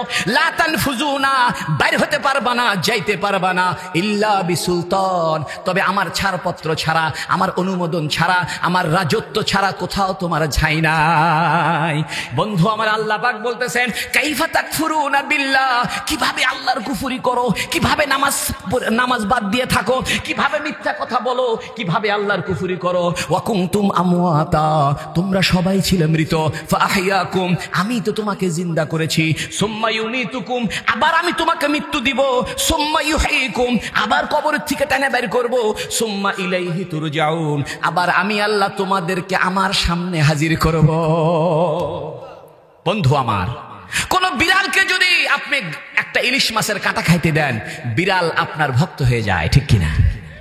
একটা কুকুরকে যদি আপনি গোশতের এক টুকরা নিক্ষেপ করেন, ওই কুকুর আপনাকে চিনে ফেলে, আপনার পিছনে পিছনে যায়, লেজ নাড়ে আর আপনার পিছনে পিছনে দৌড়ায়, কারণ কুকুর বুঝে এই লোকটা আমাকে ভালোবাসে দেখে এক টুকরা গোশত দিছে, ঠিক কিনা? বিড়ালকে যদি আপনি একটু দুধ খাইতে দেন, মাছের কাঁটা খাইতে দেন, বিড়াল বুঝতে পারে এই লোক আমাকে ভালোবাসে, মেও মেও করে আর আপনার পিছনে পিছনে ঘোরে, আপনার কোলের মধ্যে এসে বসার চেষ্টা করে। ও বন্ধু আমার, আল্লাহ আপনাকে জমিন ফাটায় ধান বের করে খাওয়ায়, গরুর ভিতর থেকে দুধ বের করে খাওয়ায়, খেজুরের গাছ থেকে রস বের করে খাওয়ায়, মৌমাছির ভিতর থেকে মধু বের করে খাওয়ায়। ওই আল্লাহর জন্য 5 ওয়াক্ত নামাজ পড়ার দরকার আছে কি নাই বলে? বন্ধু আমার, আজকে থেকে নিয়ত করো যুব সমাজ, 5 ওয়াক্ত নামাজ ছাড়বা না, আল্লাহর গোলামি করো, আল্লাহর কাছে সেজদায় পড়ে যাও, আল্লাহর সাথে ভাব লাগাও, আল্লাহকে তোমার গোপন কথাটা বলো। তোমার বিসিএস পরীক্ষা দিতে হবে, তুমি আল্লাহকে বলো। তোমার সুন্দরী একটা বউ লাগে, আল্লাহকে বলো। তোমার চাকরি লাগে, তুমি আল্লাহকে বলো। তোমার সুস্থতা লাগে, তুমি আল্লাহকে বলো। তুমি তো আল্লাহকে বলো না, তোমার সাথে আল্লাহর কোনো যোগাযোগ নাই, আল্লাহর সাথে কোনো কথাবার্তা নাই, অথচ আল্লাহ পাক বলতেছে উদউনি আস্তাজিব লাকুম, আমাকে ডাকো, যখনই ডাকবা তুমি একবারে ডাকবা, আমি আল্লাহ তোমাকে 10 বার স্মরণ করব। ও বন্ধু, আসেন না আল্লাহর সাথে ভাব জমাই, আল্লাহর সঙ্গে মহব্বত লাগাই। একটা কাজ করেন না, 24 ঘন্টা আল্লাহ আল্লাহ জিকির করেন। রাস্তা দিয়ে হেঁটে যেতেছেন, আল্লাহ আল্লাহ আল্লাহ আল্লাহ আল্লাহ। ও স্কুলের ছাত্র, ও কলেজের ছাত্র, কলেজে যাইতেছ, মুখটা বন্ধ রাখিও না, আল্লাহ আল্লাহ আল্লাহ জিকির করো। আমার মা বোনেরা রে, বাড়িতে বসে বসে তরকারি কাটতেছেন, আল্লাহ আল্লাহ বলতে থাকেন। বাড়িতে বসে বসে কাপড় ধুইতেছেন, আল্লাহ আল্লাহ বলতে থাকেন। ও বন্ধু, যে ব্যক্তি আল্লাহ আল্লাহ করে, হাদিসের মধ্যে আছে কাল কিয়ামতের ময়দানে লোকটা হাসতে হাসতে জান্নাতে চলে যাবে। বন্ধু আমার, আল্লাহকে ভুলে যাও না। আল্লাহ বলতেছে বান্দা আমাকে ভুলিও না। কাইফা তাকফুরুনা বিল্লাহ, কিভাবে আল্লাহর অস্বীকার করো, কিভাবে আল্লাহর কুফরি করো, কেন আমার কুফরি করো? ওয়া কুনতুম আমওয়াতা, তোমরা তো সবাই মৃত ছিলে, তোমাদের কোনো অস্তিত্ব ছিল না, আমি তো তোমাকে পৃথিবীতে টেনে বের করছি, তোমার মায়ের পেটের ভিতর থেকে আমি তো তোমাকে বের করছি, মায়ের পেটের ভিতরে আমি তো তোমাকে খাওয়াইতাম, শিশু হওয়ার পরে তোমার তো কোনো খাবারের যোগ্যতা ছিল না, আমি কুদরতি ভাবে তোমার মায়ের স্তন থেকে তোমার খাবারের ব্যবস্থা করেছি। ও যুবক, তাই মায়ের সঙ্গে খারাপ ব্যবহার করিও না, বাপের সঙ্গে খারাপ ব্যবহার করিও না। যে ব্যক্তি মা বাপের সঙ্গে খারাপ ব্যবহার করে, জিন্দেগিতে জান্নাত পাবে না, কোনদিন রিজিকের মধ্যে বরকত হবে না। আল্লাহ পাক কোরআনে বলেছেন ওয়ালা তাকুল্লাহুমা উফিউ, মা বাপকে শব্দটা বলো না। ওয়ালা তাকুল্লাহুমা উফিউ ওয়ালা তানহারহুমা, তাদেরকে ধমক দিও না। ওয়াকুল্লাহুমা কাওলান কারীমা, মা বাবার সঙ্গে ভদ্র নরম কথা বলো। তুমি তো এখন বিয়ে করে বউয়ের বুদ্ধি শুনে মায়ের বিরুদ্ধে গেছো, ঠিক কিনা? বিয়ে করার পরে বউ হয়েছে তোমার আপন, মা হয়েছে তোমার পর, বন্ধু বান্ধব তোমার আপন, তোমার বাপ হয়েছে তোমার শত্রু, ঠিক কিনা? সারাদিন খালি ওই ঘোরো আর ঘোরো, ওই নগা খালি নগা টালটুল টালটু করে ঘোরো, বন্ধু বান্ধবকে সাথে দোস্ত চলো তো চা খায় আসি, তুমি চলে গেলে ওই নজওয়ান মাঠে যা চা খাচ্ছ। তোমার বাপে বলতেছে বাবা একটু বাজারে যা তো, কয় সময় নাই, ঠিক কিনা জোরে কোন? ও যুবক, তোমার বাপ মা তোমার শত্রু নয়। তুমি তো এখন মনে করছো আমার বাপ মা আমাকে দেখতে পারে না। তোমার ভালোর জন্য তোমার বাপ মা তোমাকে শাসন করে, তোমার ভালোর জন্য তোমার বাপ মা তোমাকে মোবাইল টিপতে নিষেধ করে। ও যুবক, মোবাইলে সময় কম দাও, বেশি সময় মোবাইলে ব্যয় করো না। মোবাইলের মধ্যে জুয়া খেলো না, IPL এর জুয়া খেলো না। আজকে মোবাইলের ভিতরে সফটওয়্যারের মাধ্যমে জুয়া খেলা যায়। আজকে দুপুরবেলা একজন লোক আসছে, আমার কাছে আসছে, 5 ওয়াক্ত নামাজ পড়ে, বলতেছে হুজুর আমি একজন ব্যবসায়ী মানুষ, আমি ভুল করে একদিন মোবাইলে জুয়া খেলা শুরু করছি, একজন আমাকে একটা অ্যাকাউন্ট খুলে দিছে, এরপর থেকে আমি জুয়া খেলি, প্রথমবার 40,000 টাকা জিতছি, এরপরে 3 লাখ টাকা হারছি। প্রথমবার জিতছে কয় লাখ টাকা, কয় হাজার, 40,000, এরপরে হারছে কয় লাখ। অথচ একজন ব্যবসায়ী, বগুড়া শহরে একজন ব্যবসায়ী নামাজ পড়ে, আমার পিছে জুমার নামাজ পড়ে, দাঁড়িয়ে আছে, আসা বলতেছে হুজুর আমার জন্য দোয়া করে, আমি খুব বিপদে পড়ছি। কি বিপদ? করছে হুজুর আমি ভুলবশত এরকম মোবাইলে একটা সফটওয়্যার মাধ্যমে জুয়া খেলবার ধরে প্রথম লাভ হয় 10, 20, 30, 40, একসাথে 40,000 পাইলাম, সেই খুশি যে ব্যবসার আর কয় টাকা হয়, মোবাইলই তো আমাকে 40,000 দিচ্ছে। বন্ধু আমার, মোবাইল তোমার শত্রু। মোবাইলে সময় না দিয়ে কোরআন শরীফে সময় দাও। আল্লাহু আকবার। তোমার হাতে পায়ে ধরে বলি কোরআনের তরজমাটা পড়ো, এটা রজব মাসের আজকে 28 তারিখ, আগামীকাল 29 তারিখ, যদি চাঁদ ওঠে পরের দিন হবে 1 তারিখ। 12ই মার্চ থেকে রমজান শুরু হতে পারে, অথবা 13ই মার্চ থেকে রমজান শুরু হবে। আর একটা মাস আছে রমজানের। তুমি নিজেকে রমজানের জন্য উপযোগী করে তোলো। একটা কোরআন শরীফ কিনে আনো, হুজুরের কাছে কোরআন শরীফ শিখো, কোরআনের বাংলাটা পড়ো, আর আমার রসুলের জীবনীটা পড়ো। রসুলের সঙ্গে ভাব লাগাও, আল্লাহর সঙ্গে ভাব লাগাও। আল্লাহ আর আল্লাহ রসুল ছাড়া তোমার রক্ষাকারী কেহ নাই। ওয়াস আরো শুনবেন না, শেষ করে দিন? চলবে? আল্লাহ আল্লাহ আমারে মাফ করে দাও। আপনারা খুব ভালো। একটা কথা শুনেন, সেটা হলো কি জানেন? হুজুর সাল্লাল্লাহু আলাইহি সাল্লামের সাথে যদি আপনার ভাব হয়ে যায়, নবী আলাইহিস সালামের সাথে যদি আপনার সম্পর্ক হয়ে যায়, দুনিয়াতে আপনি হবেন রাজা, বাদশাহ। জোরে করে সুবহানাল্লাহ। কোনো টেনশন থাকবে না, কারণ নবী হলো দু জাহানের বাদশাহ। বাদশার সাথে যার খাতির সেও তো বাদশাহ। জোরে কোন সুবহানাল্লাহ। তাহলে একটা গল্প মনে করছে, কমনি বলমু? আচ্ছা শোনে, আমি ইংরেজি শিক্ষিত পরিবারের ছেলে, কথা বলছেন। আমরা 9 ভাই। আমার এক ভাই কানাডার থাকে, এক বোন ওই সিভিল এভিয়েশনের টিচার, আর এক বোন ঢাকা হারমানম্যানের টিচার, আর এক বোন ঢাকা শাইন কলেজের টিচার। এরা সব ঢাকার গাড়ি বাড়ি ফ্ল্যাট টেলাট আছে। আমি একাই গরিব মানুষ, হুজুর মানুষ। তো ছোটবেলায় আমার হাঁপানির বেড়া হয়েছিল। এই জন্য আমার বাপ মায়ে মান্যত করছে, যদি মরে না যায় তখন জামিল মাসাদ দিবি। তাছাড়া আমার মাদ্রাসায় দিত না, আমার স্কুলেই পড়াইছে। আমি যখন 5-এ ভালো রেজাল্ট করছি, তো স্যারেরা এসে বাসাতে আসছে, এসে করছে, আব্বাকে বলছে, আব্বা যে চাচা আপনি ছেলেটার জীবন নষ্ট করলেন, এত ভালো ছাত্র, কি জন্য মাদ্রাসায় দিলেন, ওই এই লাইনে পড়ুক, ডাক্তার ইঞ্জিনিয়ার হবি। আমার বাপ করছে, না বাবা, এই মরেই যাচ্ছিল, তাকে আমি কি দিব, মাদ্রাসাতে দিব। তো জামিল মাদ্রাসায় ভর্তি করছে, 40 টাকা কারেন্টের বিল আর 1 টাকা ফরক, 41 টাকা দিয়ে আমি জামিল মাদ্রাসায় ভর্তি হয়েছি। তারপরে চট্টগ্রাম, ঢাকা, তারপরে দেওবন্দ মাদ্রাসা, এগুলো পড়ে টরে এখন আসছে।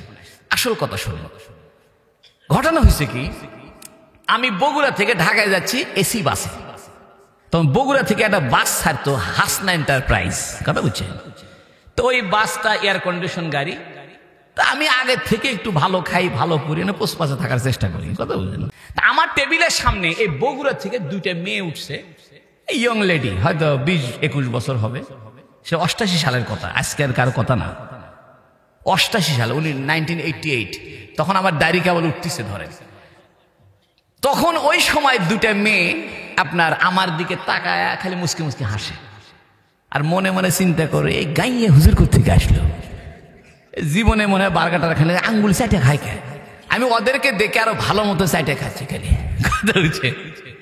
তো ওই মেয়েগুলো খুব হাসতেছে এবং বোঝা যাচ্ছে যে আমাকে ওরা একটু ক্রিটিসাইজ করতেছে বা ইনসাল্ট করতেছে। তা আমি আস্তে করে উঠছি, উঠে যে ওই মেয়ে 2টার সামনে যাই, বলে, excuse me madam, I talk to about English, you know English? যেই না আমি এই কথা কইছি, মহিলা আমাদের তাকাছে। আমি তো ইংরেজি পড়া শুরু করি, আমি কিন্তু ইংরেজি পারি, ভালো ইংরেজি পারি, কিন্তু বলি না। 200 বছর এই ইংরেজরা আমাদেরকে গোলাম বানাইছে, আমাদের দাড়ি টুপি কারে নিয়ে এই প্যান্ট কোট টাই আর হ্যাট সৃষ্টি করছে। এই ইংরেজদের মতো জালেম আর কেউ নাই, যেরকম ঠিক কিনা? এদের ইংরেজি জানার মধ্যে কোনো কামিয়াবি নাই, আরবি জানার মধ্যে কামিয়াবি আছে। আমি ইংরেজি জানাও কই না, তা বুঝার জন্য কইলাম, excuse me madam, I talk to about English, you know English? যাই না কইছি, তো তাকায়। আমি কইলাম, ম্যাডাম মনে কিছু করবেন না, বাংলায় বলি। আসলে আমি একজনের প্রেমে পড়ছি, তো সাই উল্টে পাল্টা হয়ে গেছে। তো মেয়ে 2টা আমার হুজুরাও প্রেম করে নাকি? আমি বললাম, শোনো, আমি একজনের প্রেমে পড়েছি, আমি এমন একজনকে ভালোবাসি যার গায়ের মধ্যে কোনোদিন মশামাছি বসে নাই। আমি এমন একজনকে ভালোবাসি যার মুখের থুতুগুলো ছিল সুগন্ধ। আমি এমন একজনকে ভালোবাসি যিনি রৌদ্রের ভিতরে বের হলে 1 খণ্ড মেঘ তাকে ছায়া করে নিয়ে বেড়াতো। আমি এমন একজনকে ভালোবাসি যার হাসিটা ছিল চন্দ্রের চাইতে উজ্জ্বল, চেহারাটা ছিল চন্দ্রের চাইতে উজ্জ্বল, দাঁতগুলো ছিল ফর্সা চকচকা রূপার মতো চকচক করত, গালের মধ্যে টোল পড়ে যেত, চোখে মনে হতো যেন সুরমা দেওয়া আছে, আসলে সুরমা দেয় নাই, মনে হতো চোখে সুরমা দেওয়া আছে। আমি এমন একজনকে ভালোবাসি, তিনি যখন রাস্তা দিয়ে হাঁটতেন মনে হতো কত জন ঝুঁকে ঝুঁকে হাঁটতেছেন, উপর থেকে নিচে নামতেছেন। আমি এমন একজনকে ভালোবাসি, তার চুলগুলো এত সুন্দর ছিল, না বাঁকা না কোকড়ানো না টান টান, হালকা হালকা ঢেউ খেলানো ছিল। আমি এমন একজনকে ভালোবাসি যাকে সৃষ্টি না করলে আসমান জমিন হতো না, ওই মুহাম্মাদুর রাসূলকে আমি ভালোবাসি। তাই আমার খাওয়া দাওয়ার মধ্যে পরিবর্তন এসে গেছে, আমার পোশাকের মধ্যে পরিবর্তন এসে গেছে। আমার যাকে ভালোবাসি তিনি দস্তরখানায় খাইতেন, এই জন্য আমাকেও দস্তরখানা ছাড়া খাইতে মনে চায় না। বন্ধু, তুমি ব্রাজিলকে ভালোবাসা ব্রাজিলের পতাকা বানাইতে পারো, আর্জেন্টিনাকে ভালোবাসা আর্জেন্টিনার পতাকা বানাইতে পারো, মুহাম্মাদুর রাসূলকে ভালোবাসা কেন দাড়িটা রাখতে পারবা না? মুহাম্মাদুর রাসূলকে ভালোবাসা কেন তুমি মেসওয়াকটা করতে পারবে না? মুহাম্মাদুর রাসূলকে ভালোবাসা কেন মাথায় টুপি দিতে পারবে না? মুহাম্মাদুর রাসূলকে ভালোবাসা কেন তুমি 5 ওয়াক্ত নামাজটা পড়তে পারবে না? কেন নিজের ডিজাইনটাকে রাসূলের ডিজাইনের মতো করবা না? ও বন্ধু, তোমরা 10 নম্বর প্লেয়ারকে চিনো, ম্যারাডোনাকে ভালোবাসা 10 নম্বর গেঞ্জি গায়ে দাও, ধরে কোন ঠিক কিনা? শহরের ছেলেরা 10 নম্বর গেঞ্জি পরে। আমার মহল্লার, বগুড়া শহরের মহল্লার এক ছেলে 10 নম্বর গেঞ্জি গায়ে দিছে। আমি বললাম, কিরে 10 নম্বর লেখা কে? হুজুর বুঝবেন না। আমি যাই বুঝমু বললে, বয়স আমি পার করে যাচ্ছি, ঠিক কিনা? তা আমারে কয়, হুজুর এর 10 নম্বর একটা প্লেয়ার আছে, ওর নাম ম্যারাডোনা, ওর নাম্বার কত? পরবর্তীতে 10 নম্বর গেঞ্জি কে নিছে? মেসি। আমরা মেসি ভালোবাসি তো মেসির সমর্থন করি, এই জন্য 10 নম্বর গেঞ্জি পরছি। আমি বললাম, বন্ধু মেসি কিন্তু তোমাকে জান্নাতে নিবে না।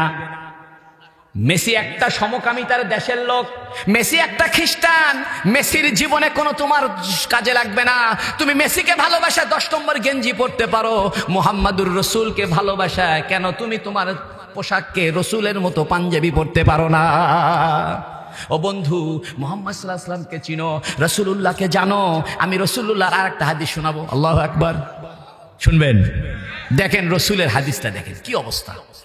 এই হযরত জাবের, যে সাহাবীর কথা বললাম, এই হযরত জাবের রাদিয়াল্লাহু আনহু মদিনার সাহাবী। মদিনা শরীফে রাসূল, শুনেন, রাসূলুল্লাহ সাল্লাল্লাহু আলাইহি ওয়াসাল্লামের জীবন ছিল 63 বছর। কয় বছর? আপনাদের কষ্ট হচ্ছে না তো?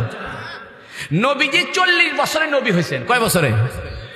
এরপরে নবী মক্কা শরীফে ছিলেন 13 বছর। 40 আর 13 53। এরপরে নবী মদিনা শরীফে ছিলেন 10 বছর। 53 আর 10, এই হলো নবী 63 বছর।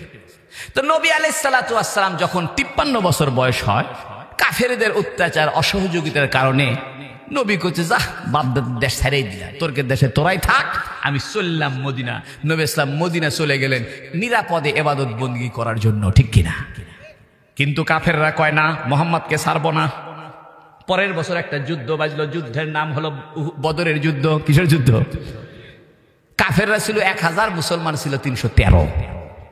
কিন্তু কাফেরদের বড় বড় লিডার আবু জেহেল, উতবা, সাইবা মরে ছাপা। পরের বছর কাফেররা কয়, মুহাম্মদকে ছাড়বো না, আবার মারবো যুদ্ধ। পরের বছর আর একটা যুদ্ধ বাজছে, যুদ্ধের নাম হলো উহুদের যুদ্ধ। কিসের যুদ্ধ? উহুদ পাহাড়ের পাদদেশে। এই যুদ্ধে মুসলমানরা জিতেই গেছিল, কিন্তু একটু অসুবিধার কারণে মুসলমানরা আবার একটু পরাজয় হয়েছে। মুসলমানদের 70 জন শহীদ হয়েছে। যেরকম সুবহানাল্লাহ। হযরতে হামজা রাদিয়াল্লাহু আনহু ওই যুদ্ধে শহীদ হয়েছে। নবীজির দাঁত মোবারক পড়ে গেছিল, নবীজির গালের মধ্যে লোহার টুপির যে শিক, ওগুলা গালের মধ্যে ঢুকে গালের থেকে রক্ত বের হয়েছিল, নবীজি আহত হয়েছেন। কিন্তু কাফেরদের মনের আশা পূর্ণ হয়নি। কাফেররা মনে করেছিল মুহাম্মদকে কতল করে দিতে হবে, কিন্তু আল্লাহ মুহাম্মদ সাল্লাল্লাহু আলাইহি ওয়াসাল্লামকে বাঁচিয়ে রাখছে, বাঁচিয়ে তো রাখবেনি, যেরকম ঠিক কিনা? এই জন্য কাফেররা পরের বছরে করছে, এইবার মদিনাকে আক্রমণ করব, এমন ভাবে মদিনা আক্রমণ করব, তছনছ করে দিব, মিসমার করে দিব, চুরমার করে দিব। 10,000 কাফের একত্রিত হয়েছে, মদিনা শরীফ আক্রমণ করবে। কয় হাজার? বিভিন্ন দল, বিভিন্ন গোত্র। বিভিন্ন গোত্রকে আরবিতে বলে হিজবুন। এই হিজবুনের বহু বচন আহজাব। বহু দল সম্মিলিত বাহিনীকে আরবিতে বলে আহজাব। কোরআন শরীফে একটা সূরা আছে, সূরাতুল আহজাব। ও বন্ধু, তুমি তো কোরআন চিনলা না, তুমি তো কোরআন জানো না, তুমি খালি ফেসবুক নিয়ে ব্যস্ত, তুমি উল্টাপাল্টা বই নিয়ে ব্যস্ত, হুমায়ুন আহমেদ নিয়ে ব্যস্ত, এমদাদুল হক মিলনকে নিয়ে ব্যস্ত, তুমি উপন্যাস নিয়ে ব্যস্ত, সমরেশ মজুমদারকে নিয়ে ব্যস্ত, প্রমোদ চৌধুরীকে নিয়ে ব্যস্ত, তুমি তো দুনিয়ার তামসা নিয়ে ব্যস্ত। তুমি যদি কোরআন পড়তা, একটা সাহিত্য পাওয়া যেতা, কোরআন পড়তা ইতিহাস পাওয়া যেতা, কোরআন পড়তা ভূগোল পাওয়া যেতা, কোরআন পড়তা সমাজ বিজ্ঞান পাওয়া যেতা, কোরআন পড়তা আকাশ বিজ্ঞান পাওয়া যেতা। পৃথিবীর এমন কোনো বিষয়বস্তু নাই যে বিষয়বস্তু বিষয়বস্তু আল্লাহ কোরআনের ভিতরে আকারে ইঙ্গিতে স্পষ্ট অস্পষ্ট ভাবে বলে নাই। কোরআনে একটা সূরা আছে, সূরাটার নাম সূরা আহজাব। কি নাম? আহজাব। আহজাব মানে সম্মিলিত বাহিনী। ওই যে 10,000 কাফের নিয়ত করছে মদিনা আক্রমণ করবে, ওই ঘটনাকে কেন্দ্র করে একটা সূরা নাজিল হয়েছে, সূরাটার নাম আহজাব। তা হযরত জিবরিল আলাইহিস সালাম নবীকে এসে বলেন, ইয়া রাসূলুল্লাহ, 10,000 কাফের আসতেছে, মদিনা আক্রমণ করবে, আপনি যুদ্ধের প্রস্তুতি নেন। নবী সাহাবায়ে কেরামকে ডাকলেন, ডাকায় বললেন, আশিরু আলাইয়া, আমাকে পরামর্শ দাও কি করা যায়। কোন সাহাবী বললেন, ইয়া রাসূলুল্লাহ, আমরা মদিনার ভিতরেই থাকবো, ওদেরকে ঢুকতে দেন, কচু কাটা করব। কেউ কেউ বললো, ইয়া রাসূলুল্লাহ, মদিনার ভিতরে আমাদের মহিলারা থাকে, বাচ্চারা থাকে, বুড়া মানুষ থাকে, মদিনার ভিতরে আসার দরকার নেই, আমরা মদিনার বাইরে গিয়ে দাঁড়াবো, মদিনা শহরের প্রবেশ পথের বাইরে গিয়ে দাঁড়ায় থাকবো, কাফেররা আসলে সেখানেই খেলা হবে। আল্লাহু আকবার। ওই বৈঠকে একজন সাহাবী ছিলেন, তার নাম হযরতে সালমান। আল্লাহু আকবার। কি নাম? উনি বললেন, ইয়া রাসূলুল্লাহ, আমার একটা ছোট পরামর্শ আছে। তো নবী কয়, তোমার কি পরামর্শ? কে রাসূলুল্লাহ, আমার বাড়ি বহু দূর, আমার বাড়ি হলো রাম হুরমুজ, ইস্পাহান শহরে, ইরানের এক বহু দূরে। আমি দেখছি ইরান দেশে যখন কাফেররা আক্রমণ করতে আসতো, শত্রুরা আক্রমণ করতে আসতো, তখন ইরানের রাজাবাদশারা যে দিক দিয়ে কাফেররা আসবে ওই দিকে রাস্তার মধ্যে গর্ত করে দিত, এমন ভাবে গর্ত করত, পরীক্ষা খনন করত, যাতে শত্রু বাহিনীর ঘোড়া গর্তের এই পার থেকে ওই পারে আসতে না পারে। নবী বললেন, বাহ, সালমানের পরামর্শ খুব সুন্দর, আচ্ছা ঠিক আছে, সালমানের পরামর্শ গ্রহণ করা হলো। যেরকম সুবহানাল্লাহ। এর দ্বারা বোঝা যায় নবী কিন্তু ইচ্ছা করে যুদ্ধ চাইতো না। হাদিসের মধ্যে আছে, তোমরা যুদ্ধ চাইও না, তবে যুদ্ধ শুরু হলে পিঠ দিও না। মুসলমান আমাদের রক্ত দিতে জানি, ঠিক কিনা জোরে কোন? তা হযরত সালমান ফার্সির পরামর্শে নবী বললেন, আচ্ছা ঠিক আছে, গর্ত করে দাও।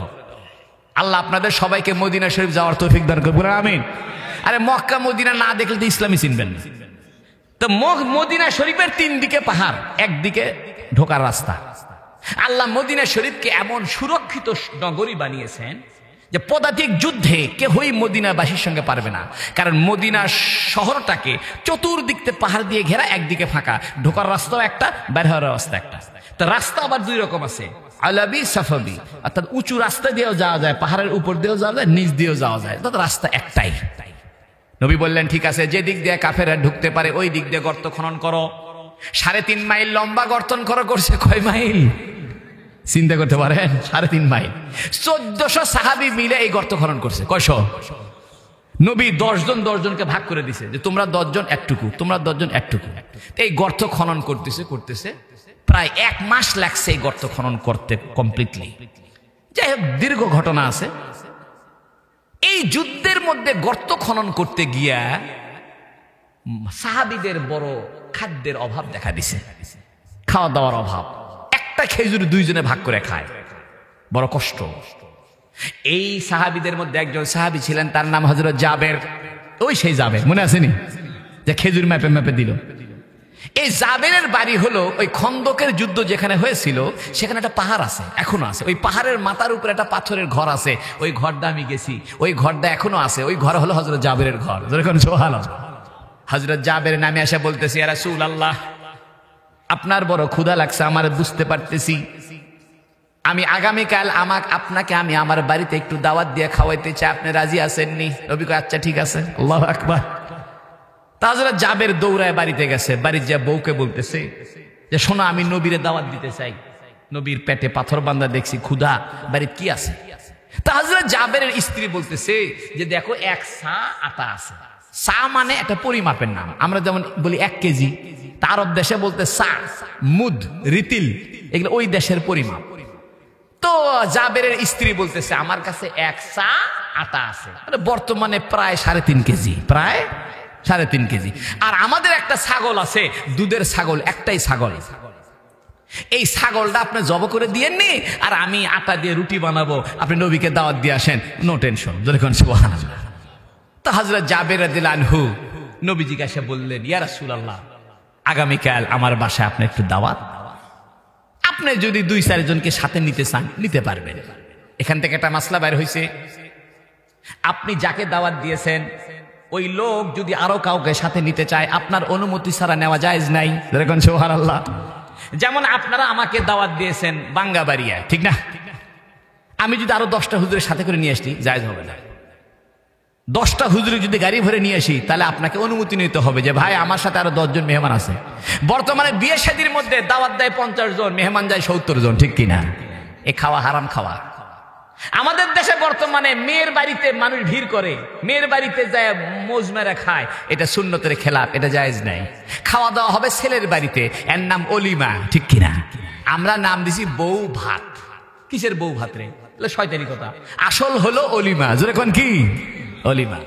বন্ধু আমার, মেহমান যাকে দাওয়াত দেওয়া হয়েছে তার সঙ্গে যদি অতিরিক্ত লোক নিতে মনে চায়, তাহলে মেজবানের অনুমতি ছাড়া নেওয়া যাবে না। এই জন্য নবীজি বললেন, ও জাবের, আমি কি 2-4 জনকে সাথে নিতে পারবো?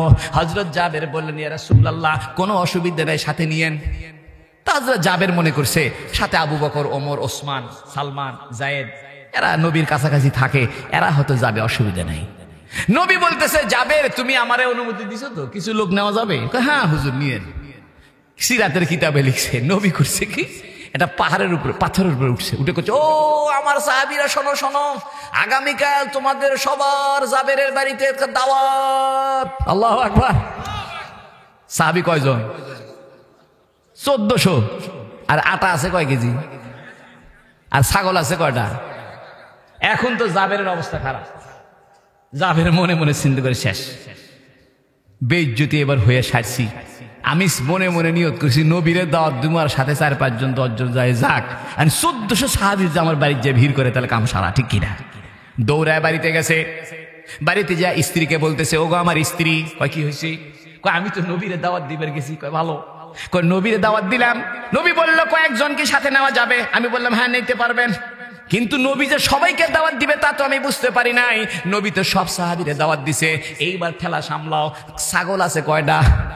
আটা আছে কয় কেজি? দেখেন কিতাবের ভিতরে লিখছে, জাবেরের স্ত্রী বলতেছে, ওগো আমার স্বামী, আপনি ঘাবড়াবেন না, আপনি চিন্তিত হবেন না, আপনি বিচলিত হবেন না। দাওয়াত আপনি দিয়েছেন নাকি নবী সবাইকে দাওয়াত দিয়েছে? জাবের বলতেছে, আমি তো শুধু নবীকে দাওয়াত দিছি আর কয়েকজনকে, সব সাহাবীকে আমি দাওয়াত দেই নাই, বরং নবী উপযাচক হয়ে সবাইকে দাওয়াত দিছে। স্ত্রী বলতেছে, জাবেরের স্ত্রী বলতেছে, ওগো আমার স্বামী, আপনি ঘাবড়াবেন না, বিচলিত হবেন না। মুহাম্মদ সাল্লাল্লাহু আলাইহি ওয়াসাল্লাম কাউকে কষ্ট দেয় না। মুহাম্মদ সাল্লাল্লাহু আলাইহি ওয়াসাল্লাম জীবনে কাউকে মিথ্যা কথা বলে না।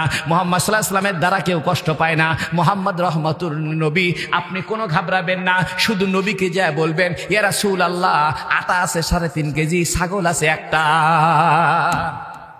এখান থেকে একটা শিক্ষা পাওয়া গেছে। শিক্ষাটা কি? বউদের উচিত স্বামীদেরকে সান্ত্বনা দেওয়া। যেরকম সুবহানাল্লাহ। বউ, স্বামী সারাদিন চাকরি বাকরি করে, ব্যবসা বাণিজ্য করে বাড়ির মধ্যে ঢুকছে, যা করছে, শোনো গো, আজ খুব বিপদ। কি হয়েছে? কয় বস এই দেরিতে যাই তো, বস সেই খেপে গেছে।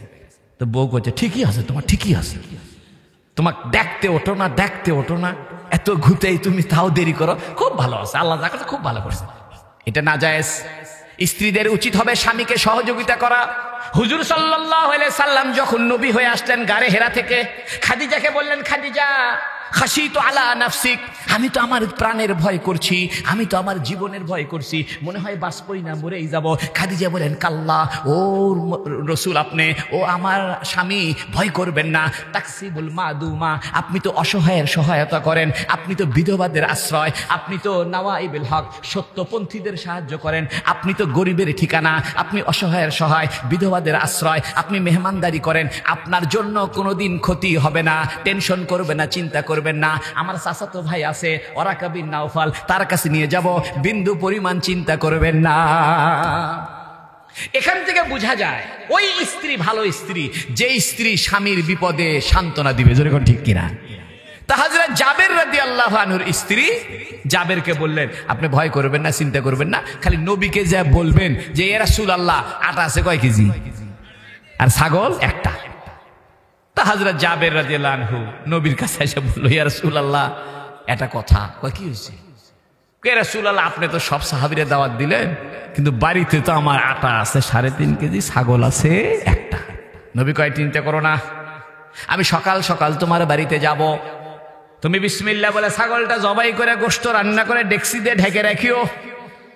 আমি সকাল সকাল যাব, তারপরে তুমি গোশত বন্টন করবা। ঠিক কথা মতো নবীজি পরের দিন জাবেরের বাড়িতে গেলেন। ওই বাড়িটা এখনো আছে পাহাড়ের মাথার উপরে।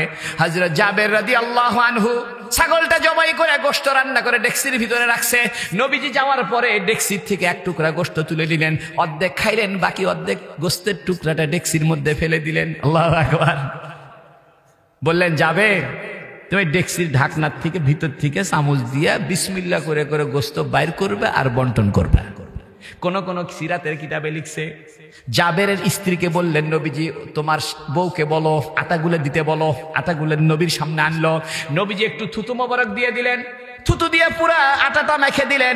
এইবার নবী বললেন, জাবেরের স্ত্রীকে বললেন, তুমি বিসমিল্লাহ বলে বলে আটা ছিঁড়ে ছিঁড়ে রুটি বানাও। আর জাবেরকে বললেন, তুমি বিসমিল্লাহ বলে বলে গোশত বন্টন করতে থাকো। এখান থেকে একটা কথা বোঝা যায়, মহিলারা যদি জিকিরের সঙ্গে খাদ্য তৈরি করে, জিকিরের সঙ্গে রুটি বানায়, জিকিরের সঙ্গে ভাত তৈরি করে, তাহলে ওই খানা যার পেটের মধ্যে যাবে, ওই পেটের মধ্যে ওই খানা তাকে ইমানদার বানাবে, ইমানের নূর সৃষ্টি হবে, ইমানের আকর্ষণ সৃষ্টি হবে, ইবাদতের মজা পাওয়া যাবে। সংক্ষেপে শেষ করে দিই, হুজুর সাল্লাল্লাহু আলাইহি ওয়াসাল্লাম সকালবেলা গেলেন। হযরত জাবের রাদিয়াল্লাহু আনহু ডেক্সি থেকে গোশত বন্টন করতেছে, আর ওদিকে উনার বিবি রুটি বানায় বানায় দিচ্ছে। 10 জন করে আসতেছে। জাবেরের বাড়িটা ছিল ছোট্ট। এদিকে যারা খন্দকের যুদ্ধে ওই গর্ত খনন করছে, এরাও ছিল 10 জন। নবী 10 জন করে ভাগ করে দিছে। একটা দল 10 জনের, আরেকটা দল 10 জনের, আরেকটা দল 10 জনের। ওই একটা দল যাইতেছে জাবেরের বাড়িতে, উনি রুটি আর গোশত দিচ্ছে। ওই 10 জন খায়া ফিরে আসে, নতুন 10 জন যায়। এরা 10 জন ফিরে আসে, নতুন 10 জন যায়। এভাবে জোহর পর্যন্ত খাওয়া চললো, আসর পর্যন্ত খাওয়া চললো, মাগরিব পর্যন্ত খাওয়া চললো। সবার খাওয়া দাওয়া শেষ। এইবার জাবের মনে মনে ভাবতেছে, দেখি তো ডেক্সির ভিতরে কয় টুকরা গোশত আর থাকলো। হযরত জাবের বলেন, আমি গোশতের ডেক্সি খুলে দেখি, সকালবেলা যে পরিমাণ গোশত ছিল এখনো সেই পরিমাণই আছে। ওয়ামা আরসালনাকা ইল্লা রাহমাতাল লিল আলামিন। ও বন্ধু, এগুলো শোনানোর উদ্দেশ্য হলো নবীর কাছে বরকত আছে, নবীর কাছে রহমত আছে। যে নবীর থুতুর মধ্যে বরকত, যে নবীর স্পর্শের ভিতরে বরকত, ওই নবীর সুন্নতের মধ্যেও অবশ্যই বরকত। যেরকম ঠিক কিনা?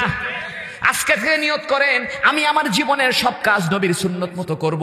ও বন্ধু, পায়খানা ঢোকার সময় কোন পা আগে দিবেন? বের হওয়ার সময় কোন পা? মাশাআল্লাহ। মসজিদে ঢোকার সময় কোন পা? বের হওয়ার সময় বাম পা। রাত্রেবেলা ঘুমের সময় ডান কাতে ঘুমাবেন, এগুলো সুন্নত।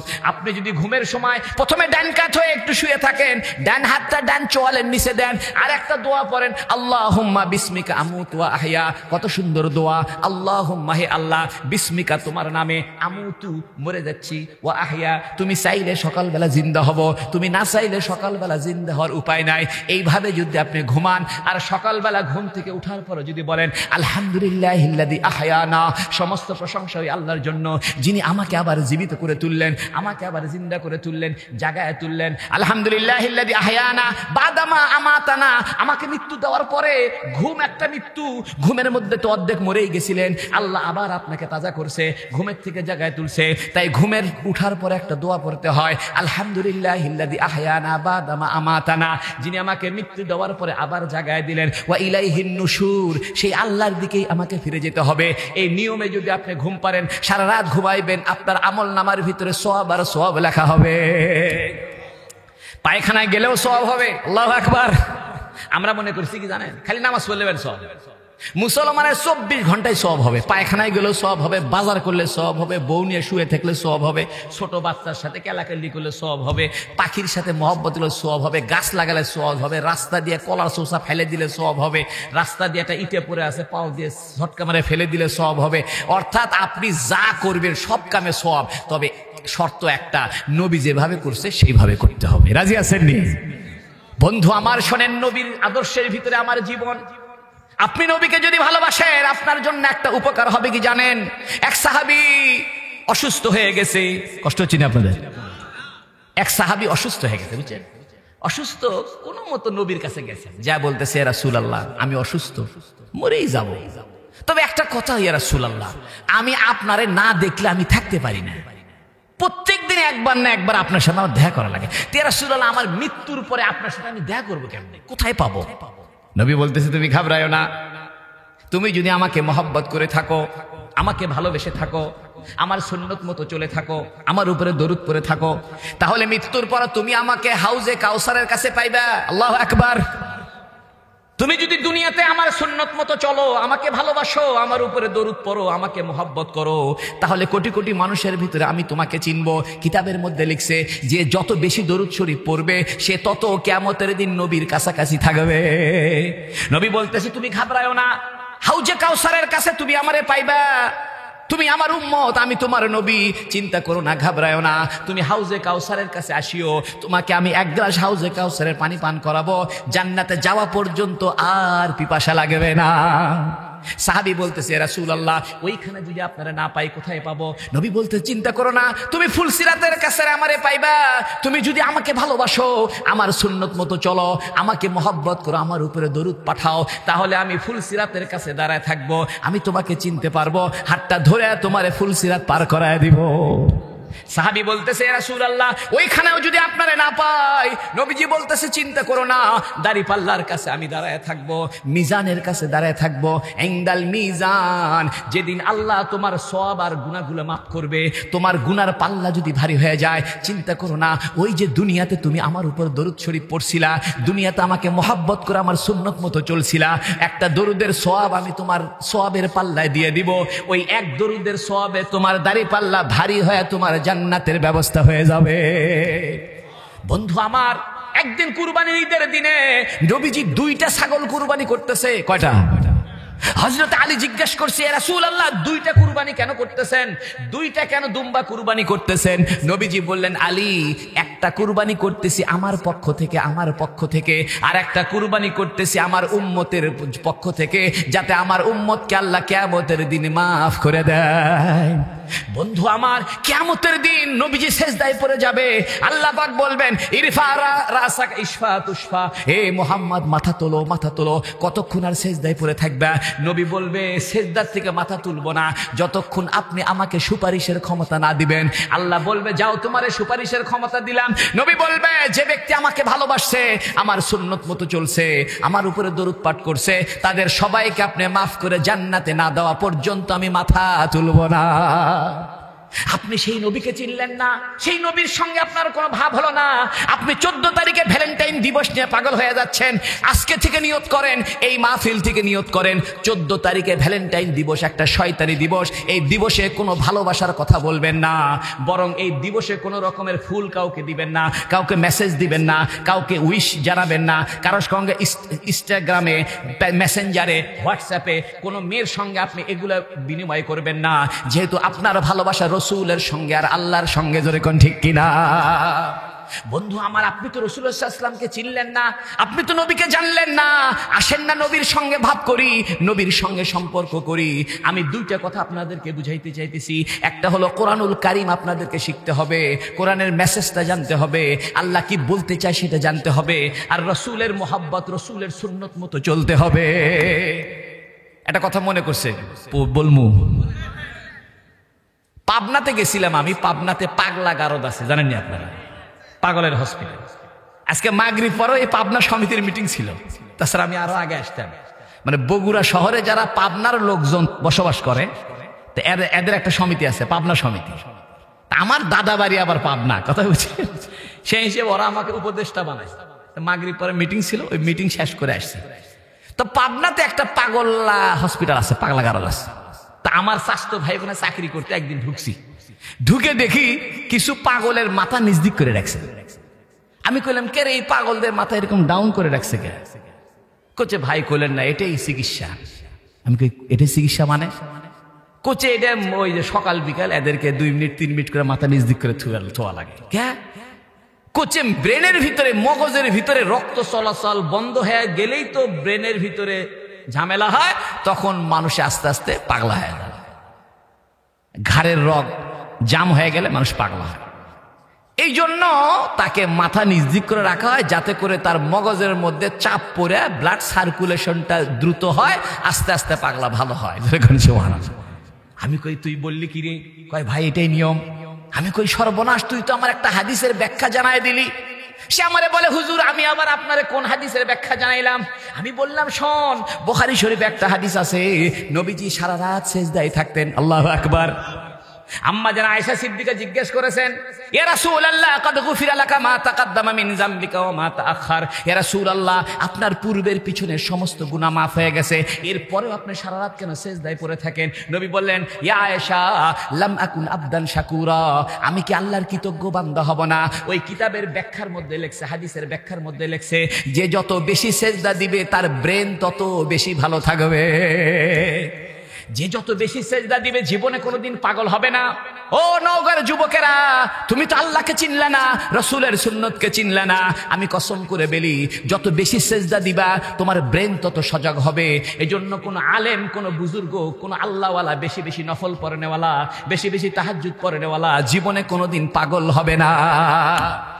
আল্লামা আহমদ শফি হুজুর হাটহাজারী মাদ্রাসার হেফাজতে ইসলামের প্রতিষ্ঠাতা, চিনেননি? বয়স হয়েছিল প্রায় 96-97। এই যে বুড়া মানুষ লড়বে পারে না, তাও বুখারী শরীফ পড়াচ্ছে ধামাধাম। সুবহানাল্লাহ। আমি উনার সঙ্গে রাত্রে ছিলাম। এই যে বুড়া হয়ে গেছে, এই বুড়া হুইল চেয়ারে বসে তাহাজ্জুদ করেছে। উনার সাথে একদিন মদিনা শরীফে আমার দেখা, আহমদ শফি সাহেব, উনি মদিনা শরীফে হুইল চেয়ার করে যায়া ওই জুমার নামাজ পড়তেছে। জুমার থেকে আসর পর্যন্ত সারা দিন মসজিদে বসে আছে। এ বুড়া নামাজ পড়তেছে, পড়তেছে। আর আমাদের দেশে 70 বছর হতে না হতে লাঠি দিয়ে ধরে ক্যাঁ পু, ঠিক কিনা? পাগলা হয়ে গেছে। কারণটা জানেন? কারণটা হলো আলেম ওলামা যেহেতু সেজদার সঙ্গে জড়িত। দিকে আসো, নামাজের ভিতরে সেজদা আছে। বর্তমান মেডিকেল সায়েন্স বলতেছে ঘাড় মাসে করার উপকার বলতেছে। কয় ঘাড়ের মধ্যে চিকন চিকন রগ আছে, এই রগের সাথে ব্রেনের সম্পর্ক। তাই কেউ যদি দৈনিক 4-5 বার এই ঘাড়টা হালকা পানি দিয়ে মশাই করে, একটু সাধারণ পানি দিয়ে ঘাড়টা মশাই করে, জীবনে তার ব্রেন স্ট্রোক হওয়ার সম্ভাবনা থাকবে না। তুমি কি জানো নামাজের ভিতরে তোমার শারীরিক উপকার আছে, দুনিয়ার উপকার, আখিরাতের উপকার তো আছেই। ওযুর মধ্যে তোমার দুনিয়ার উপকার, আখিরাতের উপকার। আল্লাহু আকবার। এটা কথা মনে হচ্ছে কুমু? শুনে, আমি যখন এমফিল করবার লাগছে, মানে পিএইচডি করার আগে এমফিল করতে হয়, কথা বুঝছেন তো? এমফিলের অর্ধেক রাস্তা যায় আমি এমফিল বাদ দিছি। এই সুপারভাইজারকে অত্যাচার, সময় নষ্ট, তার বাদ। যতক্ষণ পিএইচডি করবো তখন 5টা বই লিখবো, কি খা। এমফিল করতে যায় আমি গুগলে প্রচুর পড়াশোনা করছি। একদিন হঠাৎ করে ইংরেজিতে লেখা আছে, ট্রান্সলেট করা যায়, একটা প্রবন্ধ পাইলাম। সে প্রবন্ধ হলো দ্য প্রোনাউন্সিয়েশন অফ হলি কোরআন, অর্থাৎ পবিত্র কোরআনের উচ্চারণ বিধি। আমি চিন্তা করলাম, কে রে, এরা আবার ইংরেজিতে কি লেখছে? বাইর করে পড়লাম। ওর মধ্যে লেখছে একটা খ্রিস্টান ডাক্তার, সে বলতেছে যে কেউ যদি আরবি 29টা হরফ সহি শুদ্ধভাবে সকালে একবার বিকালে একবার উচ্চারণ করে, তাহলে তার কোনোদিন গলার মধ্যে ক্যান্সার হবে না। তা আমি এটা দেখে আশ্চর্য হয়ে গেলাম। আমি স্ক্রলিং করে খালি পড়তেছি, আর যেখানে বুঝি না ট্রান্সলেটর দিয়ে পড়ি, কারণ গুগলে আবার ট্রান্সলেটর আছে, কনভার্ট করে ট্রান্সলেটর দিলেই বাংলা হয়। তো ওই খ্রিস্টান ডাক্তারটা লিখছে আরবি হরফ 29টা, কয়টা? আর উচ্চারণ হয় 17 জায়গা থেকে। কয় জায়গা? এর মানে হলো মাখরাজ 17টা। পড়ছেন না আপনারা? যেমন দেখেন, আইন গলা চাপ দেয়, খ, তারপরে দত জিব্বার গোড়ালি দাঁতের গোলের সাথে থাকে, ওয়াও ঠোঁটের ব্যায়াম, হামজা সব বাতাস বাইরে হয়ে গেছে, নুন নাকের মধ্যে ঝনঝন করছে, ঠিক না? তো ওই খ্রিস্টান ডাক্তারটা ওই প্রবন্ধের ভিতরে এটা বিস্তারিত লিখছে যে মানুষ যদি আরবি 29টা হরফ সহি করে উচ্চারণ করে, তাহলে তার গলার মধ্যে, বুকের মধ্যে, নাকের মধ্যে, দাঁতের মধ্যে, চোয়ালের মধ্যে ব্যায়াম হয়ে যায়। 17টা জায়গা নড়াচড়া করে। 29টা হরফ যদি সহি করে উচ্চারণ করেন, কয়টা জায়গা নড়াচড়া করে? ওই ডাক্তার বলছে গলার ভিতর থেকে 6টা হরফ উচ্চারণ হয়, হামজা, হা, আইন, হা, গাইন, খ। এই গলার ভিতর থেকে 6টা হরফ উচ্চারণ হয়। ওই খ্রিস্টান ডাক্তার বলতেছে, একজন গবেষণ ডাক্তার, আপনারা গুগলের মধ্যে সার্চ দিলে পাবেন, সে বলতেছে একটা গলার ভিতর থেকে 6 জায়গায় 6টা হরফ উচ্চারণ হয়। কেউ যদি সকাল বিকাল এই হরফগুলো উচ্চারণ করে, গলার মধ্যে কম্পন সৃষ্টি হবে, গলার মধ্যে ধাক্কা লাগবে। যেমন খা, খা, যেখানে আলাজিব আছে, কাশ হয়, ওইখান থেকে খা উচ্চারণ হয়। যেখানে কাশ জমে থাকে ওইখান থেকে উচ্চারণ খা, গাইন, গাইন গাইন গাইন। যেখানে আপনার টনসিল ফুলে যায়, ওইখানে টনসিল ফুলে গেলে কথা কইতে অসুবিধা হয়, ওইখান থেকে গাইন গাইন গাইন উচ্চারণ হয়। ওই ডাক্তার বলছে 29টা আরবি হরফ 17টা জায়গা থেকে উচ্চারিত হয়। তাই যে ব্যক্তি 29টা হরফ সকালে একবার পড়বে, বিকালে একবার পড়বে, জীবনে তার গলার মধ্যে ক্যান্সার হবে না। আপনি এই নিয়তে যদি কোরআন শরীফ পড়েন, সব একটাও হবে না। আপনি মনে মনে চিন্তা করেন, যাক ভালো একটা হুজুর কথা কয়ে গেল, কাল থেকে কোরআন শরীফ পড়া ধর্ম, যাতে গলার মধ্যে কি না হয়, একটা সব হবে না। কোরআন শরীফ পড়বেন কাকে খুশি করার জন্য? একটা হরফে কয় নাকি? 10 নাকি। আর আমল করলে 100 থেকে 1000 কোটি গুণ। জোরে কোন সুবহানাল্লাহ। যুবক ভাইরারে আমার, আমি আপনাদেরকে হাতে পায়ে ধরে বলি, কোরআনটা শিখে যান, কোরআনের অর্থটা পড়েন, আল্লাহকে চিনেন, আপনি আশ্চর্য হবেন। কোরআন আপনার জীবনের কথা বলবে, মনে হবে যেন কোরআন আপনাকেই চিনতেছে, মনে হবে যেন আপনার সমস্যার সমাধান কোরআন আপনাকে দিচ্ছে। কোরআন একটা চমৎকার কিতাব, আপনি তো জানলেন না, বুঝলেন না। ও বন্ধু, নওগাঁর সন্দেশ খাইলে যেমন মজা, না খাইলে পস্তায়, বগুড়ার দই না খাইলে যেমন পস্তায়, তুমি কোরআন না শিখলে পস্তাইবা।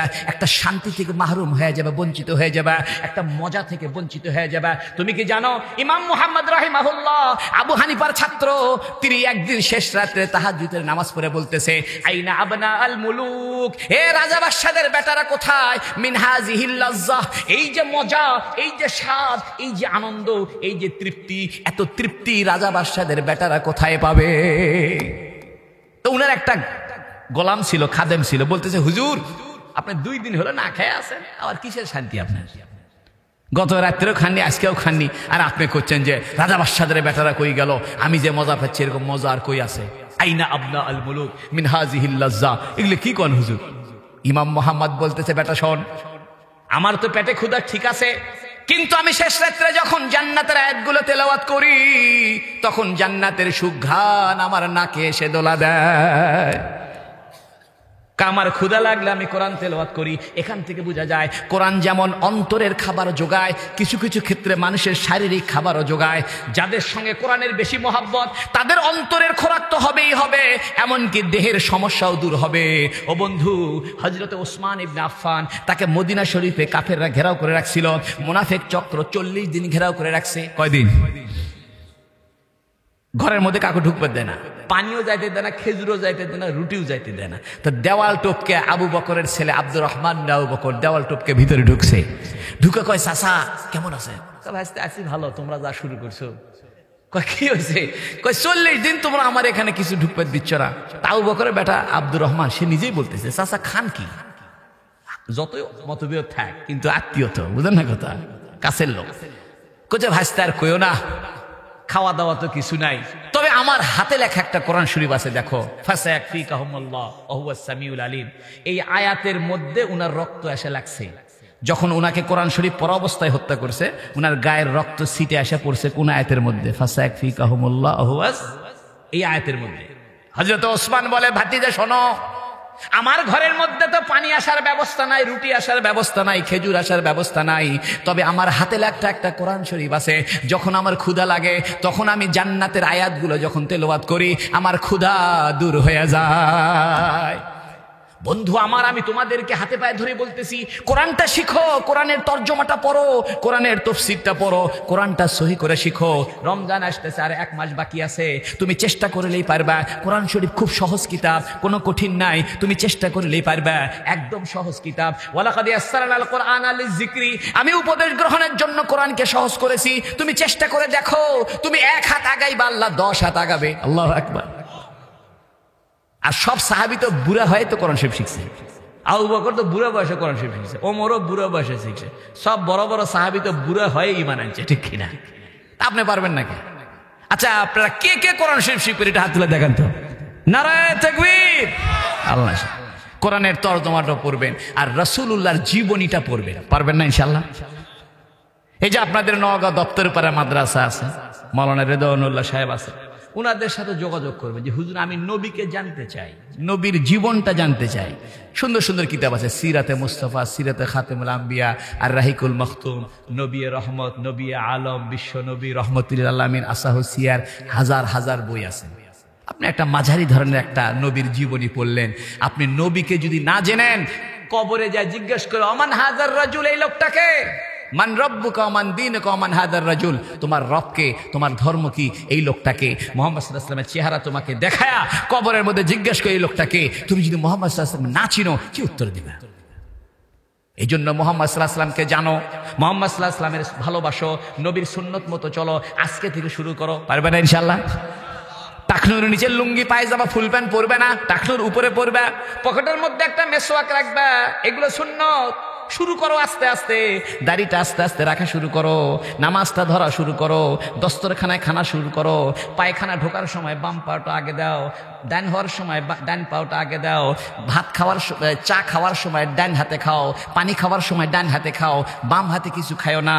তুমি এগুলো চেষ্টা করো, একটু জিকির করো, একটু আল্লাহ আল্লাহ করো, রাস্তায় দিয়ে যাইতেছো আল্লাহ আল্লাহ করতে করতে যাও। সকালে 100 বার দরুদ শরীফ পড়ো, 100 বার না পড়ো 50 বার পড়ো, 50 না পড়ো 10 বার পড়ো, 10 বার না পড়ো 3 বার পড়ো। বন্ধু আমার একটা আমল শিখায় দিই, কেউ যদি দরুদ শরীফ পড়ার সময় মনে মনে চিন্তা করে, হাদিস শরীফ আছে মালাইকাতু সাইয়্যাহিন, দুনিয়াতে আল্লাহ পাক ভ্রাম্যমান ফেরেশতা বানায় রাখছে, এই ফেরেশতাদের কাজ হলো ঘুরে ঘুরে বেড়ায় আর দেখে কে কোরআন শরীফ পড়ে।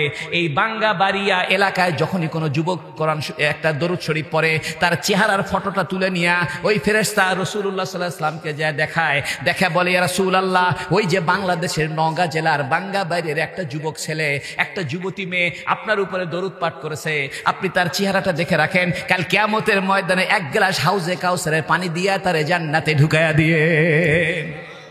আপনি যদি দরুদ শরীফ পড়ার সময় নবীকে একটু চিন্তা করেন, মনে মনে ভাবেন নবীর চেহারাটা ছিল চাঁদের চাইতেও চকচকা, দাঁতগুলো ছিল একদম বরফের মতো সাদা এবং কপালের ভুরুগুলো একটু জোড়া লাগানো ছিল, চোখের মধ্যে মনে হয় সুরমা দেওয়া ছিল, গালের মধ্যে সামান্য একটু টোল পড়তো, চুলগুলো একটু ঢেউ খেলানো ছিল, হাঁটের সময় মনে হতো যেন উপর থেকে নিচের দিকে নামতেছেন, তার শরীর থেকে একটা আলোর মতো বের হতো, তার শরীর থেকে ঘ্রাণ বের হতো।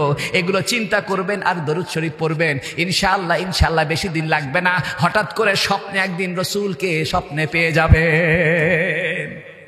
পারবেন ইনশাআল্লাহ? আল্লাহ আপনাদের সবাইকে কবুল করুক। রাত 12টা বাজতে চলেছে, আপনারা বহু ধৈর্য ধারণ করে আমার ভাঙ্গা ভাঙ্গা কথাগুলো শুনলেন। আল্লাহ আপনাদেরকে শোনার উসিলায় দুনিয়াতে বরকত দান করুক। বরকত মানে কি? অল্প জিনিসে মাশাআল্লাহ, অল্প জিনিসে বেশি লাভ। আল্লাহ আপনাদেরকে দুনিয়া বরকত দান করুক, আখিরাতে বরকত দান করুক। সবাই বলেন আমিন। আর কেউ কিছু বলবেন? তার দোয়া করে দিই। 14 তারিখে সাবধান, খবরদার কাউকে মেসেজ দিবেন না ইনশাআল্লাহ। আরে মেয়ে মাঝিতে প্রেম করে লাভ কি? আর পেটের মধ্যে গু, নাকের মধ্যে ময়লা, কানের মধ্যে ময়লা, প্রত্যেক মাসে 3 থেকে 10 দিন ময়লা, ঠিক কিনা? বললে মেয়ের সাথে ভাব করে লাভ আছে? আরে সিটিং 5 জনের সাথে প্রেম করে, আপনার থেকে ফ্ল্যাক্সিলোড লেয়, ওর থেকেও ফ্ল্যাক্সিলোড লেয়, ঠিক কিনা? আর ডাক্তার ইঞ্জিনিয়ার প্রস্তাব পেলে আপনাকে ছাড়া দিয়ে ব্যাস বিদায়। মাঝখানে আপনার লেখাপড়া নষ্ট, আপনার জিন্দেগি নষ্ট। ওই তো ডাক্তার পায় পকার পা, ঠিক কিনা?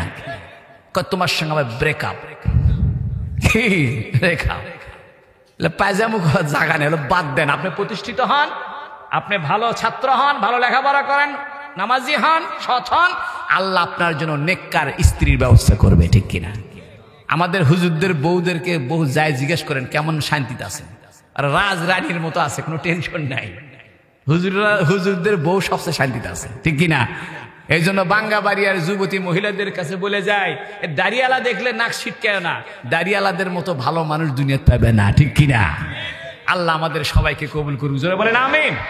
সবাই একটু মহব্বতের সাথে দরুদ শরীফ পড়েন। আল্লাহুম্মা সাল্লি আলা মুহাম্মাদিন ওয়া আলা আলি মুহাম্মাদ كما صليت على إبراهيم وعلى آل إبراهيم إنك حميد مجيد اللهم بارك على محمد وعلى آل محمد كما باركت على إبراهيم وعلى آل إبراهيم إنك حميد مجيد এই যুব সমাজ এলাকাবাসী আল্লাহুম্মা আমিন। اللهم أنت السلام ومنك السلام وتباركت يا ذا الجلال والإكرام لا إله إلا الله وحده لا شريك له له الملك وله الحمد وهو على كل شيء قدير। আয় আল্লাহ, রাত্রি 12টা বেজে গেছে, আল্লাহ রে, সমস্ত পাখিরা তাদের ঘরে ফিরে এসেছে, পশু পাখি তাদের আপন ঘরে ফিরেছে, মানুষও তাদের আপন ঘরে ফিরেছে। মালিক রে, আমরা সন্ধ্যার থেকে নিয়ে আপনার কথা আলোচনা করেছি, আপনার হাবিবের ভালোবাসার কথা বলেছি। মালিক রে, আমাদের জিন্দেগীর সকলের সমস্ত গুনাহ খাতা মাফ করে দেন রব্বুল আলামিন। আপনি ছাড়া তো আমার কেহ নাই, কিছু নাই, আমি কোথায় যাব, কে আমারে ভালোবাসবে? আপনি ছাড়া আমার তো কোনো বন্ধু নাই। আনতা ওয়ালিয়ুনা ফাগফির লানা ওয়ারহামনা ওয়া আনতা খায়রুল গাফিরিন। আয় আল্লাহ, আমাদেরকে আপনি মৃত্যুর সময় কলেমা নসিব করে দিয়েন, মৃত্যুর কষ্ট থেকে বাঁচায় দিয়েন ইয়া রাব্বাল আলামিন। আপনার হাবিবের দিদার নসিব করায় দেন।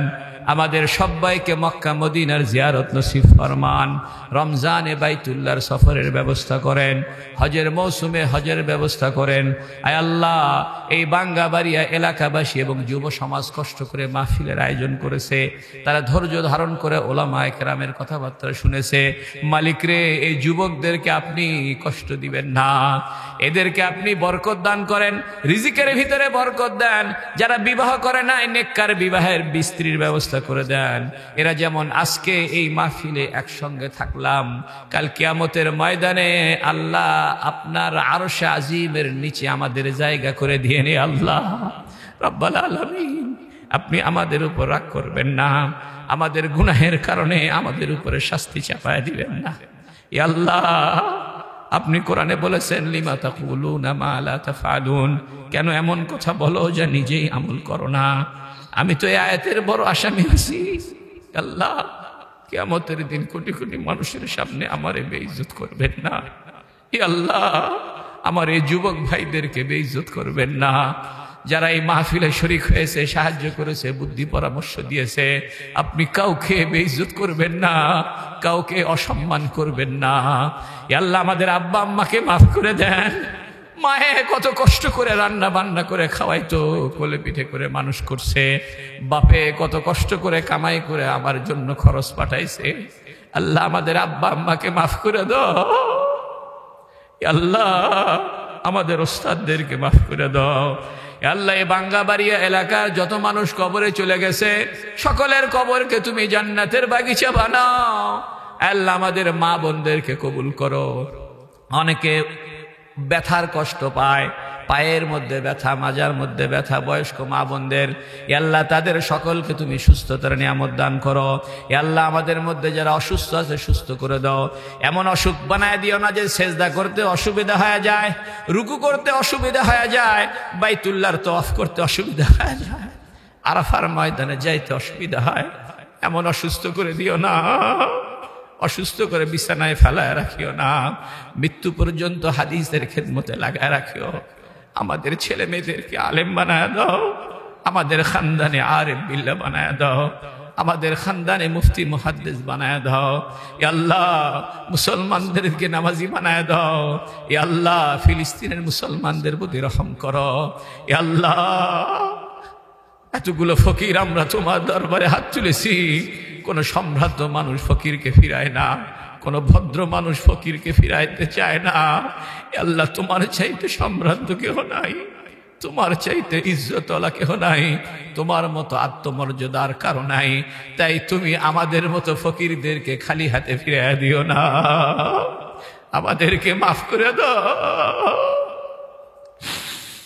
হে আল্লাহ, চতুর্দিকে মুসিবত, আল্লাহ ইসলামের কাজ করার জন্য সহনীয় পরিবেশ করে দাও, বন্ধুসুলভ পরিবেশ বানায় দাও।